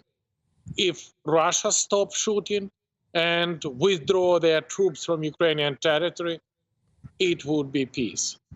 And with this situation, everybody should understand that the key from the peace is not in Kiev, Brussels, London, or Washington, and even not in Beijing. The key from the peace is in hands of Putin. And definitely my principle, which I support and promote during all my president term, was nothing about Ukraine without Ukraine. And with that situation, it is vitally important that the President Xi need to pay the visit to Kiev before the Moscow, to speak with Ukraine, to speak with the Ukrainian president, and to be equipped and armed with the position what's happening here. Yeah. And without that, it would be quite risky. Okay, there were reports that President Zelensky would try to speak on the phone at least to President Xi before that meeting, and I know that Washington would be quite keen for that sort of thing to happen. I mean, what would be the message from President Zelensky? Presumably when you say troops withdrawing from Ukraine, that would have to include Crimea? Look, the principle for the sovereignty and territorial integrity of Ukraine is vital. And after World War II, no nation, no country in the world shouldn't have a right to change the state border by force. And it's not a conflict. This is the war with the dozens and dozens, thousands of the victims of civilian, and with the almost 200,000 Russian soldiers killed. And with that situation, everybody should understand that we should do all our influence, because China is also suffering from the global security crisis, from the war on Ukraine, and this is definitely in the China interest to use all the motivation, to use all the leverage to make a pressure on Putin to stop the war. However, as you know, there have been reports that China has been providing some ammunition, some armaments, and of course, when they say a partnership and strategic cooperation with Moscow, do you fear that that could be growing and that more arms coming in from China would really tip the balance? This is not the reason for the fear if it would be some things delivered to Russia. That would mean that the China is joining the aggression. The China participate in the war. And again, I have several meetings with the President Xi in New York, in Davos. Yes. And I definitely count that this is not happening, because the President Xi know exactly, and he must to avoid supply. I have an information that until now this supply is not happening, and the President Xi can do his best not to be joining the aggression. The role of China is completely different in the world. Yeah, because obviously that would tip the balance on an international situation. But in terms of supply, we've got a story here in the Financial Times of London that Poland is supplying you MiG-29 fighter jets. Perhaps Slovakia will do the same. No question yet, or answer yet, as to what will happen with F-16s or Tornado jets. How important will that extra air cover be to you? First of all, this has a great symbolic importance, and I want to thank Poland for 4 MiG-29 and for Slovakia for 14 MiG-29. But we have enough weapons and this supply to withstand, and we definitely have not enough weapons to make an offensive operation. And Ukraine now preparing for offensive operation. We stop Russian attempt for the Russian winter offense against Ukraine after the mobilization, and definitely this is important. But this is the old Soviet jet fighter, and this is not enough to stop Russia. And we definitely need to continue that, to have an air defense, to have a jet fighter, including F-16, to have a more personal carrier, to have, most important, ammunition. I just now returned from the front line and know we have a lack of ammunition. And please, we should switch the global economy to the military rail and to produce and to supply more ammunition to stop Russia in Ukraine. And I gather part of that problem is that what's happening in Bakhmut particularly is being described as First World Warfare, where machine guns are literally mowing down, whether they're Russian troops or they're Wagner, obviously is not quite clear, but it's a war of attrition there. Yeah, we have two things. First, this is a bad news. Bad news is the war is still ongoing. Bad news is every single day we have killed civilian victims and soldiers. And the battle for Bakhmut is the most outspoken, but we have a very difficult situation on all of the front line. Yeah. But at the same time, we have good news, and good news means that Ukraine preparing the counteroffensive efficiently, and we have more than 9 brigades already as in a reserve, which not involved in the Bakhmut, and we have several things which this offensive operation depends. First, this is the motivation. And Ukrainian troops, I speak every day, member of my team is in the armed forces, and I know we have a very high motivation. Yeah. Second is weapons. We're delivering every single day more and more weapons, make me quite optimistic with that. And third, we need an ammunition. Please pay a special attention to the ammunition. Former President of Ukraine, Petro Poroshenko, thank you very much indeed for joining us in Kyiv and taking the time to speak to us on GB News once more. We do appreciate it. Thank you very much indeed. More reaction to come to that and, of course, all the other stories. But let's get an update on the headlines now with Rory.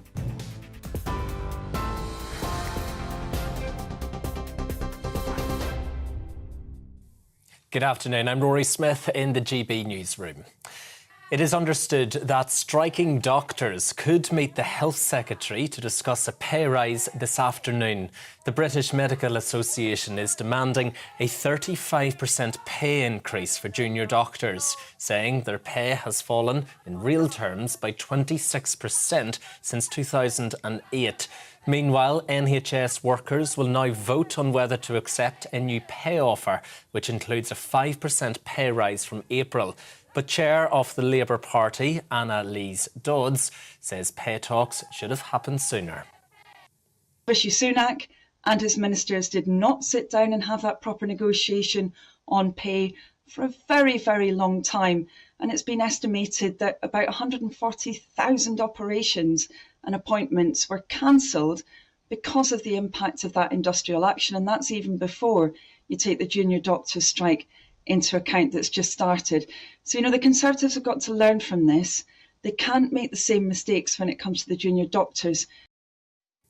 Meanwhile, the Education Secretary will meet with unions today as part of intensive talks over teacher pay, conditions and workload reduction. The unions have agreed not to strike over the next 2 weeks as discussions continue.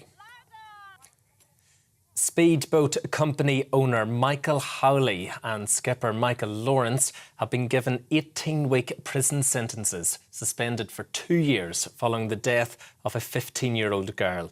Emily Lewis died after the boat collided with the Highboy in Southampton in 2020, with a number of other passengers being seriously injured. TV, online and DAB plus radio, this is GB News.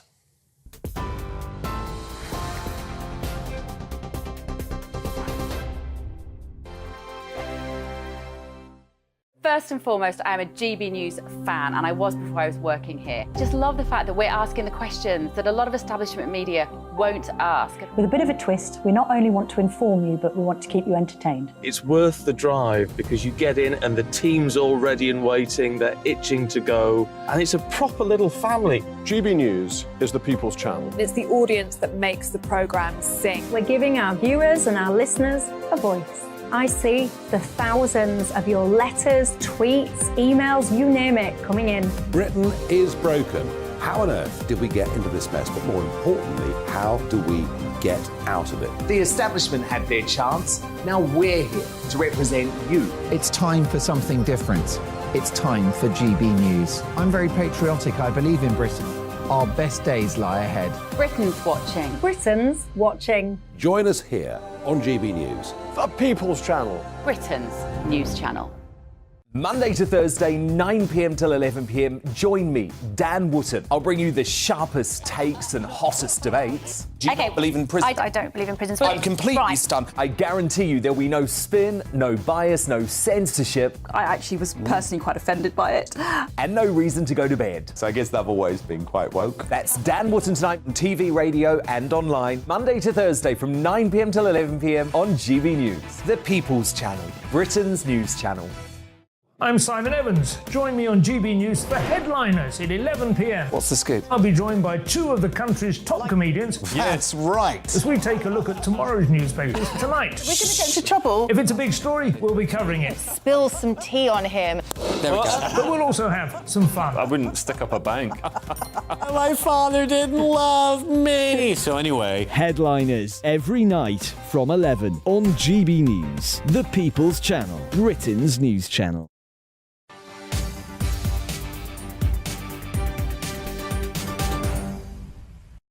And welcome back to GB News Live. Now, the Prince and Princess of Wales have been celebrating St Patrick's Day. Yes, it's the day to celebrate with the Irish Guards, no less.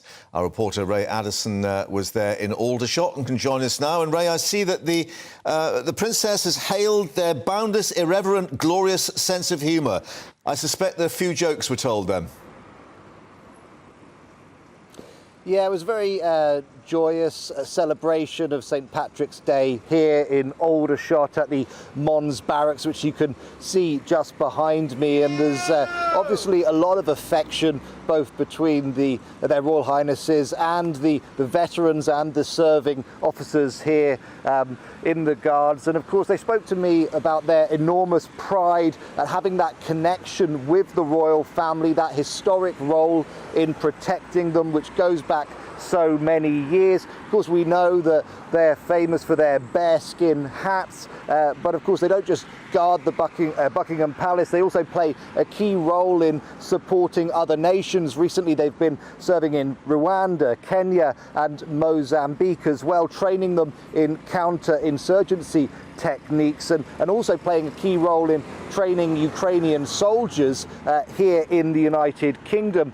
Now, of course, not only was today special because it was St Patrick's Day parade, but the Prince of Wales was handing over his role as Colonel of the regiment to his wife, Catherine. Now, during the parade, Her Royal Highness presented traditional sprigs of shamrock to the officers and to the guardsmen, and also to the regimental mascot as well, an Irish wolfhound called Seamus. And then they also made speeches as well. Prince William said it had been one of the great honours of his life to hold the title of Colonel of the Irish Guards. He said he was an incredibly sad that his time with them had come to an end. But he said, I may be stepping aside, but in Colonel Catherine, you have a committed, focused and already incredibly loyal 11th Colonel. Now, for her part, the Princess of Wales said she couldn't be prouder to be taking on her new role. She promised the men and women that I'm here to listen to you, to support you and to champion you in all that you do. And as you said, Mark, she praised their boundless, irreverent, glorious sense of humour. After the speeches, their Royal Highnesses inspected the rank, and then the Princess of Wales took the salute as the new Colonel. I got a chance to catch up with Lance Sergeant Brett Sandpat, who was receiving a medal for good conduct and long service. He's been there for 16 years, and he explained how they want to support Kate in her new role. Prince William, before he became the Prince of Wales, was the Colonel of the regiment pretty much my entire career. Every St Patrick's Day, bar one where he was deployed out into the Falklands, he comes down, has a good time, enjoys himself with the Irish Guards for St Patrick's Day. So it's important that we have the parade today where he hands over to Princess Catherine, and she now steps in and takes over that role. She has, on one occasion when he was deployed to the Falklands, she come down by herself for her first public appearance with the Irish Guards. She enjoyed it very much, looked like she was having a good time, so it's important then that we observe the handover takeover. Because she'd been here before, she has stepped up in her husband's absence on a St Patrick's Day a few years ago. So we are confident that she is able to take over the role as Colonel of the regiment. Well, Mark, I think you can hear the enormous sense of pride that the regiment has in that connection there with the royal family. And I think now with Catherine in her new role as Colonel, that will continue for many years to come. Yeah, and I think the Prince joining family members later for a pint of a certain Irish beverage with a foaming white top. But maybe we won't share those pictures right at the moment. But Ray, thanks for updating us there in Aldershot on this St Patrick's Day. But let's stay now with royal news, not quite of a celebratory nature, because the Duke of Sussex in his libel case against the publishers of the Mail on Sundays returned to court today. Our royal reporter Cameron Walker is here in the studio. And, of course, it's quite complex for people because we've got the alleged phone hacking cases to come. This is to do with a libel situation, which is quite involved and technical. Yes, it certainly is. So today was a preliminary hearing, if I can get my words out, into a separate case. Basically, the Prince Harry is suing the Mail on Sunday over a article they wrote against about the other lawsuits that Prince Harry is involved with, which is him suing the Home Office over their decision not to allow him to pay for his own police protection when he's in the UK. Exactly, security for him and his family. He's no longer a working member of the royal family. Now, in July, the judge agreed with Prince Harry's lawyers that the article in question was defamatory because the article... Libelous, libelous. So, because the article implies that Prince Harry authorised his PR team to spin it to make it look like, this is what the article alleges, to make it look like Prince Harry had always been willing to pay for his own police protection, whereas actually legal papers suggest that Prince Harry did not make that offer until legal proceedings had started against the Home Office. That's what was alleged in the Mail on Sunday article. Prince Harry disputes that. He says he had made that offer way back in January 2020 during the Sandringham Summit. But this is the key bit of the Associated Newspapers Limited's defence, who is the publisher of the Mail on Sunday.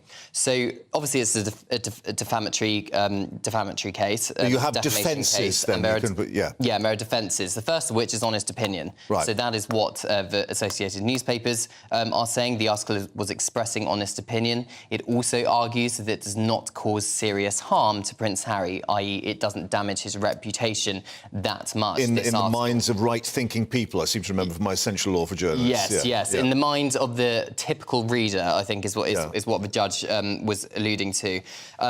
They tried to settle out of court, both Harry's lawyers and Mail on Sunday lawyers. They couldn't reach a settlement, which is why we've got this preliminary hearing today in court.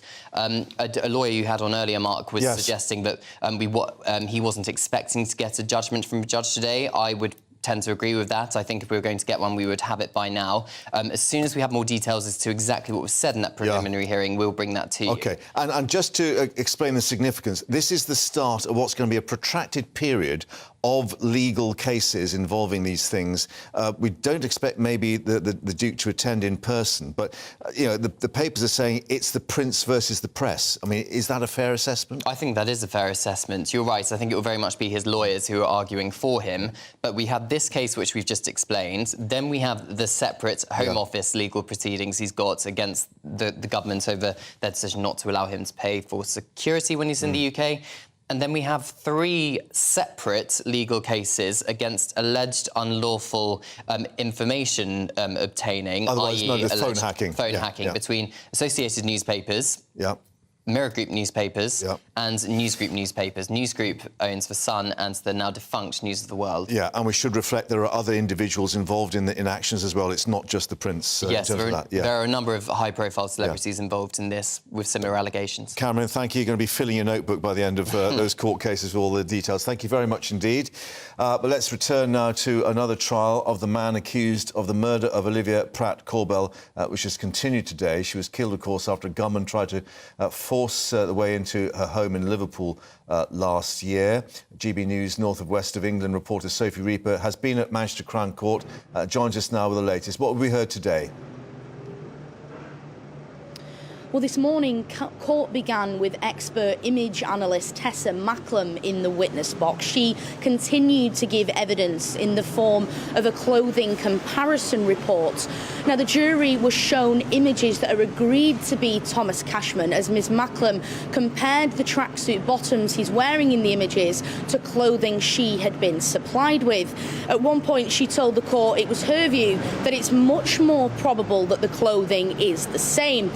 Then prosecutor David McLaughlin KC asked Ms Macklem, is there any distinction whatsoever between any of the footage you have seen and the clothing you have been provided with? She told him no. The defence then began their questions, instead focusing on the tracksuit jacket rather than the tracksuit bottoms. Mr Cooper of the defence asked Ms Macklem about her comparisons and her methodology, even asking if she accepts that in some of the images shown that the jacket may be different. She refuted this, telling the court that just because some features may be missing in a certain image, that could be down to the image quality or the angle that's being shown. She said, I couldn't apply a negative to prove a positive. Now, court has concluded here in Manchester for the day. It's expected to resume again on Monday morning, where we anticipate that the prosecution will resume their case. Sophie, thank you very much indeed for that. And just to reiterate, Thomas Cashman denies the murder of Olivia, attempted murder of Mr Nee, wounding with intent to do grievous bodily harm of Olivia's mother, and 2 counts of possession of firearm with intent to endanger life. As Olivia says, the trial continues on Monday. Now, let's reflect on this St Patrick's Day. It's day 4 of Cheltenham, the festival, which has seen a thrilling week of racing. And it can only mean one thing, of course, the prestigious Gold Cup taking place in just under an hour, excitement building. So let's speak to Nevin Truesdale, Chief Executive Officer of the Jockey Club, who joins us there with some glorious blue sunshine behind you, I can see.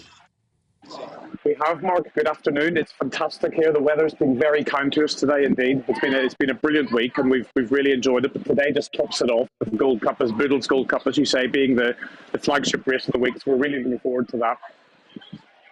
On this St Patrick's Day, I think we should reflect that in terms of the scoreline for Ireland versus England is very much in the Irish favour. Is that right?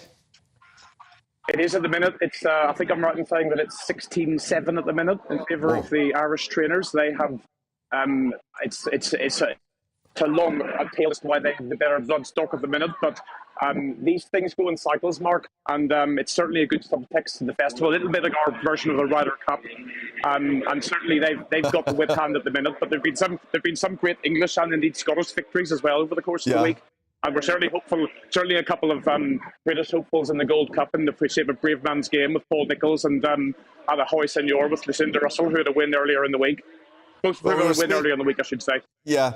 We were speaking to Ed Chamberlain a little earlier, a former colleague of mine, and of course he's a presenter, not a pundit, but he went for Statler, the 8-year-old, a confirmed stayer, as you say, with the Gold Cup.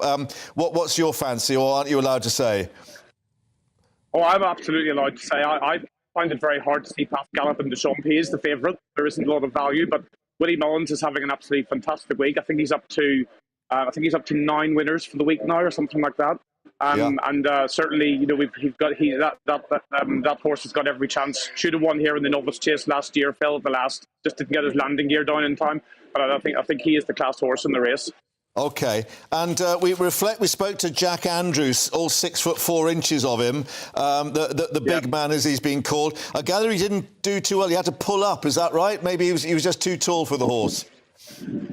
Yeah, that's right. I mean, it's there's some fantastic stories behind this week. We have Jack Andrews and his height. We had the champion bumper winner, John Gleeson, the jockey, won his first ever race at Cheltenham the other night. He'd come out of his A-levels to ride in the race. So we've had some brilliant stories, and obviously on Tuesday, as you know, we had Honeysuckle going out in her last race, going out with a real bang, winning the Mare's Hurdle, having won 2 champion hurdles in the last 2 years. So there've been some fantastic backstories this week, and some unfancied horses winning as well. You know, Sartre Berlay yesterday in the Stayers hurdle, and you have a horse running in the Gold Cup today, Hoyuk, who's bought for £800. So this is an incredibly diverse sport with so many different horses coming from so many different sources. It's absolutely fantastic to have an occasion like this. And I'm looking back at my notes, and Tony Bloom, of course, owner of Brighton and Hove Albion, with his horse Energumen, I think is the correct pronunciation. Was that the largest bet ever won at Cheltenham that he got earlier in the week? So I hear, yes. So we heard. I think he walked away with. I'm probably not going to say the amount, but it's well into 7 figures, so we say. And Energumen is a real warrior in those conditions. He's won that champion chase now 2 years running in very similar conditions both years. And of course, Brighton then went on and had a win against, I think, Crystal Palace, I think it was, later on that day. So it was a very good day for Tony Bloom on Wednesday. Yeah, I don't think you'll get many players for even over those winnings, of course, given what the money is in the footy game. But last thoughts. I mean, a couple of press reports saying that perhaps numbers aren't quite as big as they have been previously. Maybe the cost of living is starting to squeeze. But what's your assessment of how the week has gone? I think we're very happy, Mark, to be honest. We had a big bounce back last year after COVID. We had 280,000 people last year across the 3 days. It's the 3rd biggest sporting event after just Silverstone and Wimbledon ahead of it. And we actually put a cap on the numbers for this year because we wanted to put ourselves in a position where, you know, the service levels at the bars, we could deliver a bit better than maybe we did with a higher number last year. So it's all about balance, but very happy indeed with the numbers for this year as well. This festival is more popular than ever. Yeah. And the sun is shining. What more could you want? Nevin, thank you very much indeed. Thank you very much, Mark. And enjoy the big race. Thank you very much indeed. Just to remind you, Ed Chamberlain, this is not my tip, his Statler, but each way he's warned the 8-year-old who's a confirmed stayer. We shall see. We'll update you, of course, on what the result is. Let's just reflect on what you've been telling us with the inbox. Regarding the budget and the fallout, Dawn's been in touch to say, why is no one calling strike end out for what is clearly the spring budget stopped in its tracks? They accepted a lower pay deal and demanding, because of the 40% tax bracket, they have to try to avoid. Getting a bit confused by your point. However, Conservatives played a blinder by holding out against the unions. Labour can't stand it. Right, we got there. Richard, meanwhile, Jeremy Hunt hasn't given us much in his latest budget, but I do believe he's saving all the good stuff for 2024 ahead of the election. You cynic, you, but plenty of sharing that point of view. And they will still defeat boring Keir in the election. Stephen, meanwhile, the budget was my final straw. Red Wall will inevitably collapse. Oh dear. Anyway, better luck with the GGs maybe, and of course we'll be back with you Monday at 12 noon. Enjoy the weekend. Patrick's up with you for this afternoon, and all the details for you then. Weather next. Hello again, it's Aidan McKibben here from the Met Office. It's a mild day out there, but there are some showers around, and those showers will continue during the rest of the day, overnight and the start of the weekend. Low pressure at the moment, bringing us a mild southwesterly airflow, but also bringing plenty of unsettled weather. At the moment, it's showers rather than longer spells of rain for the vast majority, but a couple of occluded fronts moving in will pep up the showery activity at times through the evening and overnight. Those bands of showers moving their way eastwards, and virtually nowhere could be guaranteed a dry night, but there will be some drier interludes. A lot of cloud remains. A lot of mist and murk around southern and western